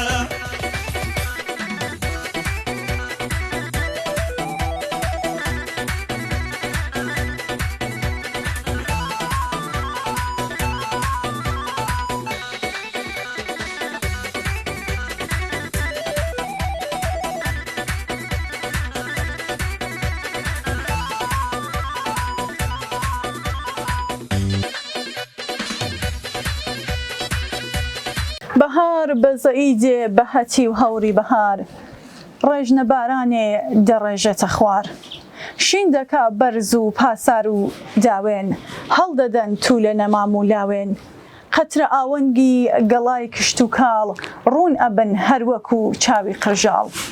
مێگەلی تێر و تەسەر لێر و لەوێ دێن و شاڵاو دەبەنە بەردەخوێ گەورە ساڵ گۆشتن و پۆشتە و بە بەزن تازە زاوا گۆشت دەگرن و هەڵدەبەزن دەبنە دەستار و پنەی پانوبەرین دووگی ئەستور و سنگی پانوبەرین زوو لە دەشتێ لەوەڕ ئەکرێن بۆژەوە ڕان ئیتر ڕووی لە قەد و بەڕۆژە ڕێ لە ڕادان دەگرێ بەر لە شوانی ماندوو کە گرەیدا دەستبێن قەرە هەرداسی وەکو کڕۆکاش دەسوێ حەز دەکا شینکە لەسەر بەرد بڕوێ خۆش دەکات دووسرە ڕێی هات و چۆ ئاوی باران لە قەفی گەنموجۆ حەوشی کۆشک لە گوڵی دەستچین پڕ فڕی داوێنە گوڵی ڕژد و چڕ کورتە باڵایەوە نەوشە مۆنە چ دەزانێ سەری بیزا چۆنە لایلایی شەوە خرمەی باران بەستەیە بۆ دڵی شەو بێداران خۆس دەبا گەر نەویە گەر بەرزە دەزەلێن شێو و بەیار دوو وەرزە کەچی لافاو وەکو دەستی زۆردار دێو لە بن هەڵدەکەنێ کۆخی هەژار تاوە خۆ دێتەوە چاو هەڵدێنێ خانووە قوڕماوەیە کەشی نامێنێ ئاوی سێڵاوێ دەنیشێ کەم کەم وەرە بڕوانە دەبینی ئەو دەم چی بە بارانی پەڵەی دێراوە وەکو برژانگی هەتی و تێراوە.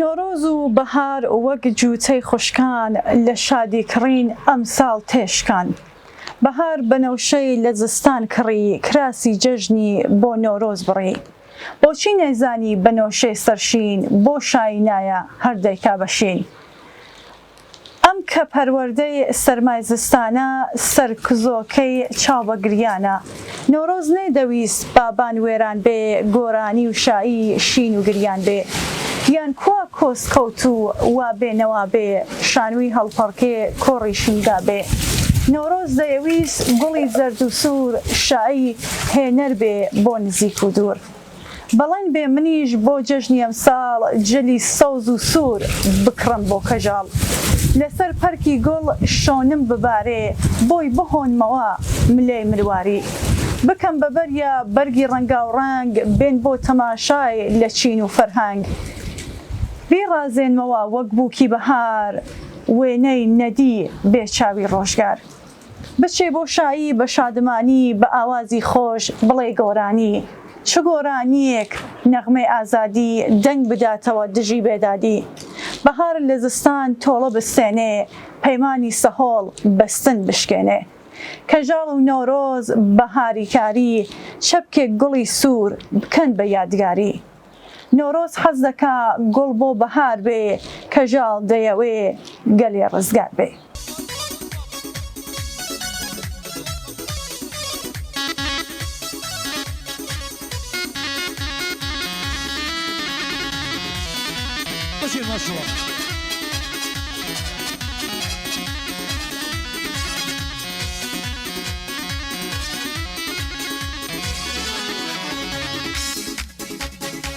هاگری نوروز لا ولا دلکن هاگری نوروز لا ولا دلکن حالا زادی نیستمان سرکن میجو شایتا دیما کردی میجو شایتا دیما کردی ما دشمن آویم ما دشمن در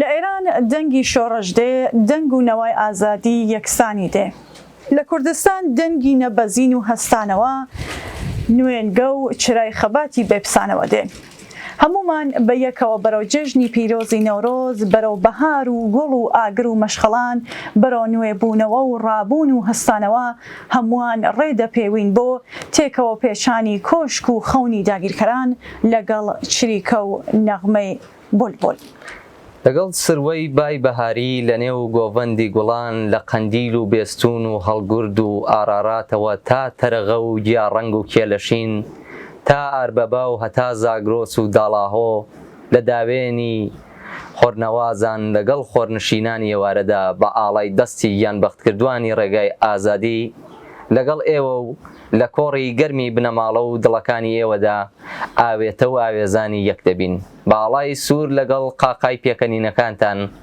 لە شایی و کۆڕی هەڵپەڕینە لە گەڕی ڕەشپەڵەکە لەگەڵ دەسرە و دەسماڵی سەرچۆپی بە تاسەی دیداری نیشتمانەوە دەستەملانەی یەک دەبینەوە لە دەوری گڕی ئاگری ئاگردانی شار و شەقام و گوند و گەڕەکەکانە لەگەڵ هەستی شۆڕژگەرانەی لاوە خوێنگەرمەکان لەگەڵ ژنانی بوێر و یاخی بۆ لەستەم و نابەرابەری سەربەرز و سەرفەراز لەسەر ترووبکی هەر دوندێکەوە لەگەڵ سەرهەڵدانەوەی ڕێواسی بناری چیە لەگەڵ مەشخەڵی دەستی کیژ و کوڕی ئەم بەهارە پەیمانی یەکبوون نوێ دەکەینەوە لە ژوانگەی عاشقانی بۆکی نەورۆز و گوڵاڵە سوورەدا لە پێدەشت و کۆسار و دوند و چیا بە مارشی سرودی ژن ژیان ئازادی بەزایەڵەی لاوکی ئەشقی ڕزگاری بۆ خەنەبەندانی ئازادی لە جێژوانی نەسرەوتن و بەرخۆدان لە کاژمێری تۆڵەدا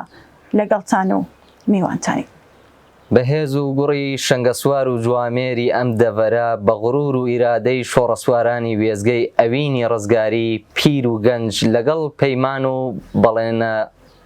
بەڵێنی ئازیزانی گیانبەختکردو لەگەڵ پڕشەنگی ئەستێرەی سوهەیل و پێکەنینی گوڵی نەسرین وەفادار بە ڕێبازی سەردار و سەروەران بە کەژاوەی بووکی ئازادیەوە پەیمانی وەفا نوێ دەکەینەوە لەگەڵ ورەی پێشمەرگە لە گۆڕەپانی جەنگ و هەڵمەت و ئاگردا بە بیر و هزری پێشڕە و بۆ نەورۆزانەی ئەم ساڵ بەهۆنراوە و هۆزانەوە لەگەڵ حەیرانی دەشتی مکریان و بە هۆرەی هەورامانەوە بە هەوری و جامانە و ئاڵای سوور بە گوڵی سووری دەستی کچانی شۆخ و شەنگ بە سرودی مان و هەرمانەوە بە جلوبەرگی ئاڵاواڵا و ڕەشپەڵەکی لە دەم کەوانەکەی کۆلکە زێڕینەی بەهاری ئازادیدا لەگەڵ تریفەی مانگەشەوی دەمکەل بە باوەشی هەڵاڵە و گوڵ و گەزیزەوە بە هەلهەلە و چەپڵە ڕێزان بێباک لە مەرگ و بێ سڵەمینەوە لە داوەڵی دژمن هەروەک ڕابردوو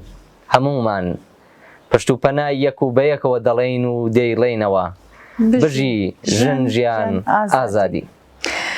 لەگەڵ سپێدەی خۆری زێڕین هەمومان بە یەکەوە بانگ و هاوار و سرودی نۆڕۆز و بەهار و ئازادی دەڵێنەوە و بەگڕی ئاگری دڵەکانمان ئەم نۆڕۆزەش پیرۆز دەکەین بە هەموو ڕەنگە جیاوازەکانەوە بە هەموو بەرگە جیاوازەکانەوە بە دروشمی یەکبوون و یەکڕێزی بە زەرزەخەنە و قاقای پێکەنینەوە بۆ خۆشەویستی و نۆڕۆز و ئەوینەوە لەگەڵ بڵێسەی سووریاگەر لە تو لە ڕێگاکانی ڕووبە ئاسۆ بە چەپکێ گوڵی نەرگێزەوە دەڵین کوردینە جێژن و بەهار و نۆڕۆستان پیرۆز.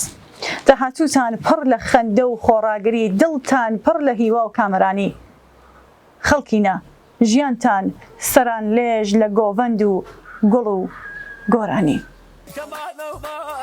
وخيط ليال بيباني خواتال كمان ومال وخيط ليال بيباني خواتال بقناصي نايلون نابد ليال أعلى من سوتال بقناصي نايلون وخيط ليال أعلى من سوتال أعلى من سوتال وەنەوشەی جوانی خۆش بۆ هاتە دەر لە لێوی جۆ دار دەری کردوە چرۆ کەروێشکەی کرد گەرم و جۆ سوێسن و بەیبوون و شلێر ڕواون لە جێگای زەنوێر قەڵبەزەی بەست ئاو و هەڵدێر شەپۆلان دەدا ئەستێر بۆنی خۆشی هەڵاڵە پیا و مەستەکە لە نواڵە وەک شەهیدە گوڵاڵە لە خوێنا و شەڵاڵە گرمەی هەوری بەهاران دێ بەیان و ئێواران خوناوەی وردەباران تەڕ دەکا گەڵایداران ئەو ترۆپک و نشیوە ئەو یاڵ و خڕۆشیوە لە گوێن بەهەشت خەمڵیوە کێ مەڵبەندی وای دیوە تیرەگ و گەوە و لاپاڵ پەیدا درا ئاڵای ئاڵ سەرچاوەی سارد و زوڵاڵ هەڵقوڵی وەک زیوی قاڵ هات لە ڕەوەز و زەردان قاسپەی کەوی سەربەردان ورتەورتی هەوێردان دێ لە ناو شیناوەردان لەکن کارجیلە و بەرخەل لەکن بزن و مەڕی شەل کە بۆیان هەڵکەوێ هەل کچ و کوڕ دەکەن هەمزەل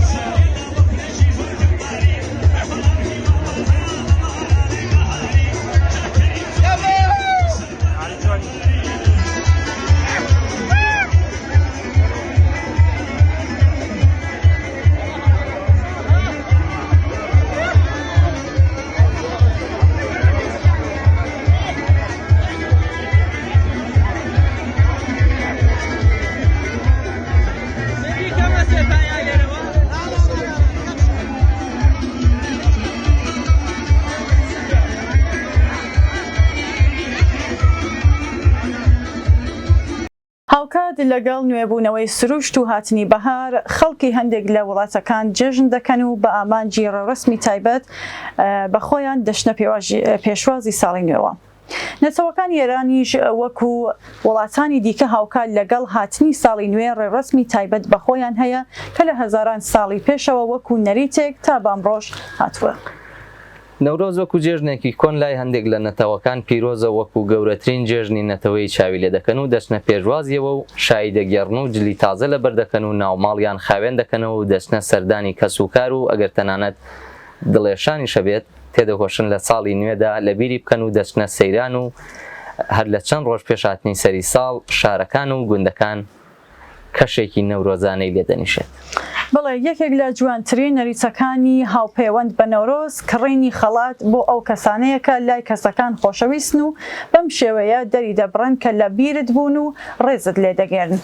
هەر بۆیە خەڵک بۆ کڕینی جلوبەرگ و خەڵات بۆ خزم و کەسوکاریان دەچنە بازار و شەخام پڕ دەبێت لە قەرەباڵغی و هاتوچ و دڵخۆشی کە بەداخەوە کێشەی ئابووری دەستکردی سیاسەتە کانی کۆماری ئیسلامی ئەم ئیمکانەی لە زۆر کەس سندوەتەوە.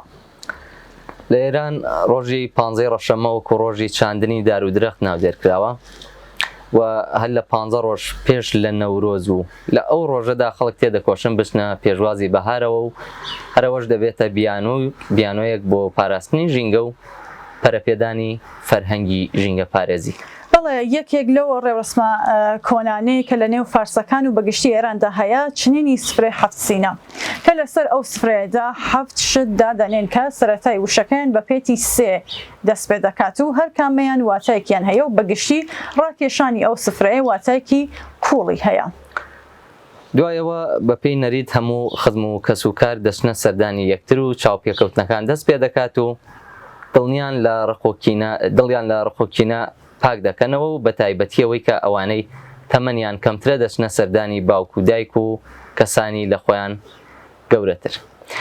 دوای تێپەڕینی 12 ڕۆژ لە ساڵی نوێ 13یەمین ڕۆژی بەهار لە ئێران ڕۆژی 13 بەدەر ناودێرکراوە و خەڵک لەو ڕۆژەدا دەچنە داوێنی سروشت و سەیران و شای دەگەڕن.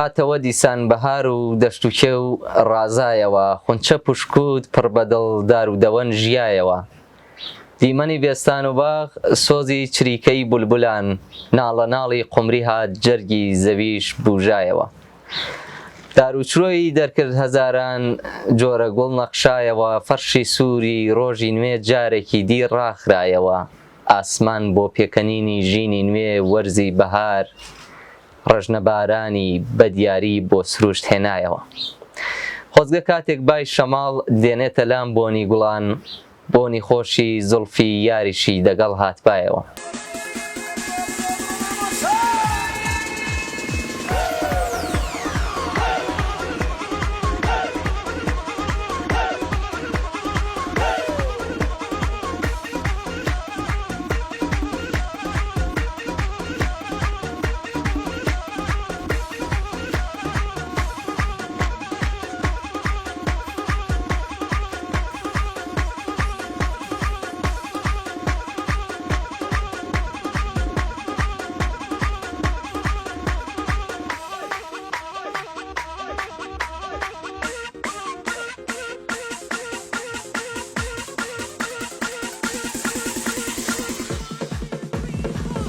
نەورۆز یەکێک لە بۆنە مێژوویە گرنگەکانی گەلی کوردە لە هەر شوێنێکدا و لە ژێر دەسەڵاتی هەر دەوڵەتێکدا کوردان هەمیشە نەورۆزیان پیرۆز کرد و ڕەمزێک بووە بۆ مانەوە و بەرخودان.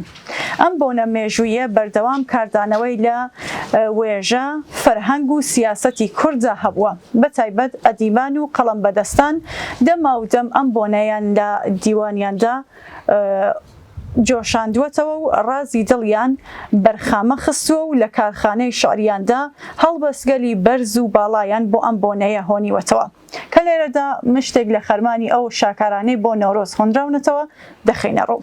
پیرەمێرد ئەڵێ مژدە بێ ساڵ گەڕایەوە ئاگری نەورۆز کرایەوە بەفری زستان توایەوە گژ و گیا و گوڵ ژیایەوە گوڵ لە باخە خۆی دەنوێنێ بولبول بەڕوویدا دەخوێنێ هەور مرواری ئەپڕژێنێ شەماڵ زیندەگانی دێنێ. حەمدی شاعر دەڵێ بولبول بە خەندە دێت و دەڵێ بڕایەوە شاخی درەختی عمریش کۆفە ژیایەوە تەقلیدی دیدەکانی منی کردووە زەمین هەر کۆڕە شێوەی چەشمەی تێدا ژیایەوە. نەورۆزە جەژنە بۆیە چراخانی عالەمە یا ئاگری لە عمری شێتە چوو کوژایەوە. عەرعەر لە لەنجەدایە لە ڕەقسایە سەروەکان بەرگی چەمەن لە ڕەنگی زمڕۆت کرایەوە. خەیرولخەلەف نیهالی لە جێدایە سەوز و تەڕ داری بە بەفر و بادی زمستان شکایەوە. وەفایی دەڵێ نەسیمی بای نۆرۆزی شەمشەمی ئەبهەری هێنا موریدی عاشقان دیسان پەیامی دولبەری هێنا نەوید ئەی عاشقانی دڵگار یار هاتە سەرخەندە سەڵا ئەی بولبولان دیسان درەختی گوڵ بەری هێنا. زاری دەڵێت سەبا هەستە لە خەو نەورۆز وا هات بڵێ با لەشکەری زستان بڕوات بەسە جەور و جەفای بەهمەن و دەی لە دڵت سەبر و لە تەن خۆگیان دەرهات بەسەرمانە کڕێوەی بەفر تاکەی بدات و داپۆشێ شار و دێهات هەتاکەی تەمبەری خورشید بگرێ لە ڕووناکی بەری بن هەور و باغات. بێکەس دەڵێ ساقی بەهارە ساقی بەهارە ساقی بڕوانە دنیا بەهارە زەمین سەراپا گوڵ و گوڵزارە چریکەی باز و نەغمەی هۆزارە نۆرۆز پەیدا بوو لە گردی یارە تێبکە لە چاوی ئەو ئەشوەدارە کوا فرسەتێکی هەروەگەم جارە تێبکە چ وەختی توان جوعارە. نافێی شاعریش دەڵێت مبارەک بێ لەسەر گوڵبەرگی ژین ئەم جەژنی نەورۆزە بە دڵخۆشی هەموو دڵداری خاک هەرچی دڵسۆزە بەسەر بەرزی ئەوەی وا باخچەکەی ژینم دەنەخشێنێ وەکو گەردانەیی دڵبەر بەڵاڵ و دەنکە پیرۆزە. بەهار هاتوو لە دیلی مژدەی بێ ئەمنیش نەجاتم بوو بەسەر چوو پاییز و چاومان بڕا لەو باو تەپ و تۆزە خوا تۆ پیرەمێردم بۆ سەڵامەتکەی تر بەسمە کە ڕووناکی وڵات و نیشتمانمانە چرای هۆزە لە بۆ ناکام و بەنگینە دڵم شێوە و غەمگینە بەهارە و دەشت و دەرشینە و شپرزەم فکر ماڵۆزە.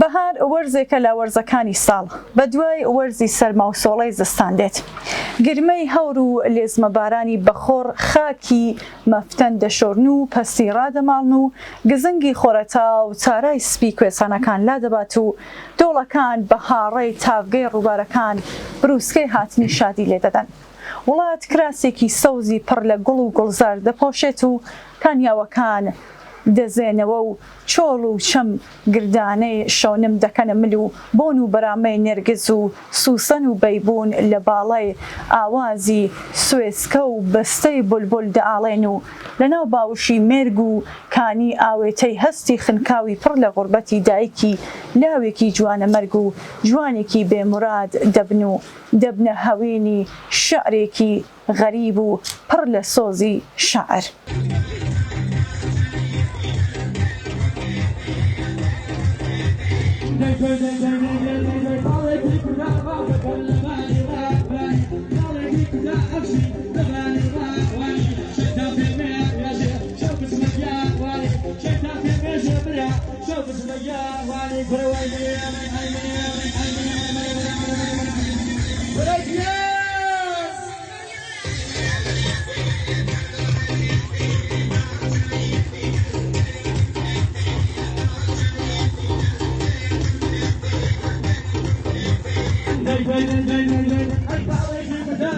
يا زوجي حساسة عليك بلا زوجي حساسة لولا فيك الكاكا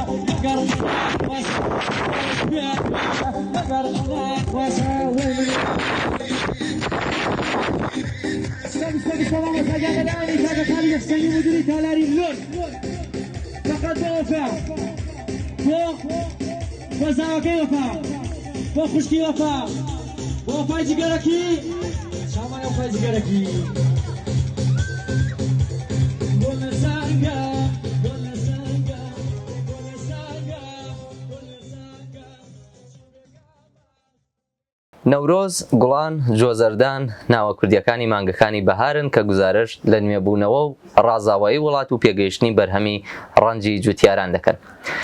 جا بەهاریەکانی وەک کەنگر و کاردوو، کوارک و ڕێواز پێدەگەن و گژوگیا دەبوژێتەوە و بەرهەمە شیریەکان لە شیر و ماست و پەنیر و ژاژی زۆر دەبن. خەڵکی لادێ و شار جلوبەرگی ئاڵوواڵای ڕەسەن دەپۆشن و چێشت و خواردنی کوردەواری ئامادە دەکەن و بەمەبەستی بەڕێکردنی ڕۆژێکی خۆش ڕوو دەکەنە، دەشت و دەر و گەشت و سەیران دەکەن و سەماوەش جۆش دەدرێت و نوکتە و پێکەنین، شایی و هەڵپەڕکێ، خۆشی و شادی، مێرگ و کانی، بووک و زاوای تازە، شاڵ و شەب، کراس و کەوێ، هیوا و ئامانج، دەهۆڵ و زوڕنا، جەژن و نەورۆز، پیرەمێرد و حەسەن زیرەک مانایەکی تر بە بەهار دەدەن و قامیشەڵان پەرچەم بەسەر ڕووبار و دەم و چاوەکاندا دەکات. بەهار وەرزێکی تایبەتە بۆ گەلی کورد چونکە موژدەی ساڵی نوێ و ئازادی و یەکسانی لە هەک بدە.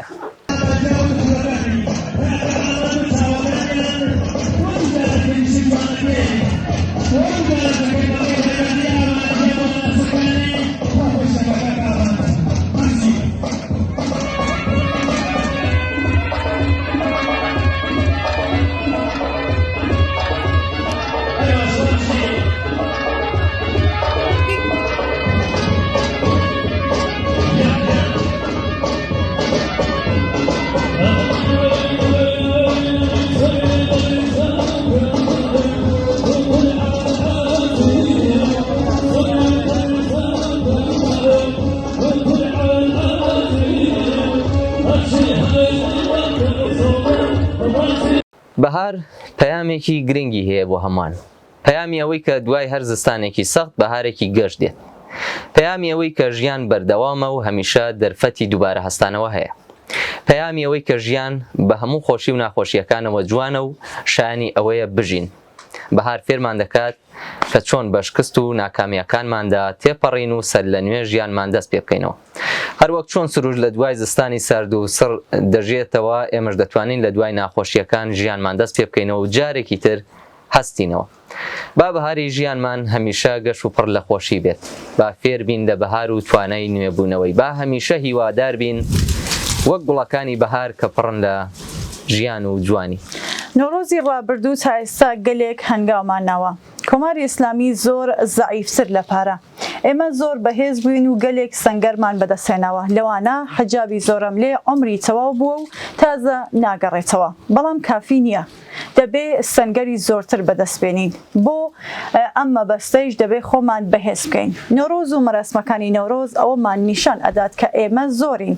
ئەگەر ڕێکخراو بین و دەست لە نێو دەستی یەکتر بنین، دەتوانین هەنگاوی گەورەتر بنین. بە ساڵی داهاتوو بکەین بە ساڵی ئامادەگی زۆرتری هێزەکانمان بە دروشمی ژن ژیان ئازادی جەژنی سەرکەوتنمان بگڕین. ساڵی تازەتان و ساڵی خۆ ئامادەکردتان پیرۆز بێت.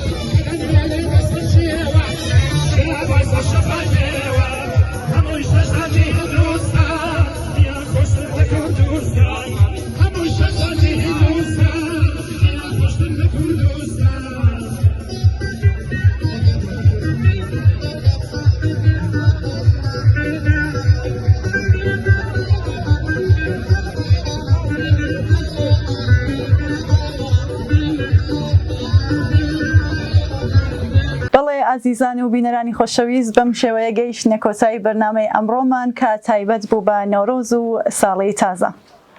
زۆر سپاس کە تا کۆتایی لەگەڵماندا بوون. هیوادارین چێژ لەم بەرنامە تایبەتە وەربگرن و جارێکی تر جەژنی ژن ژیان ئازادیتان پیرۆز بێت.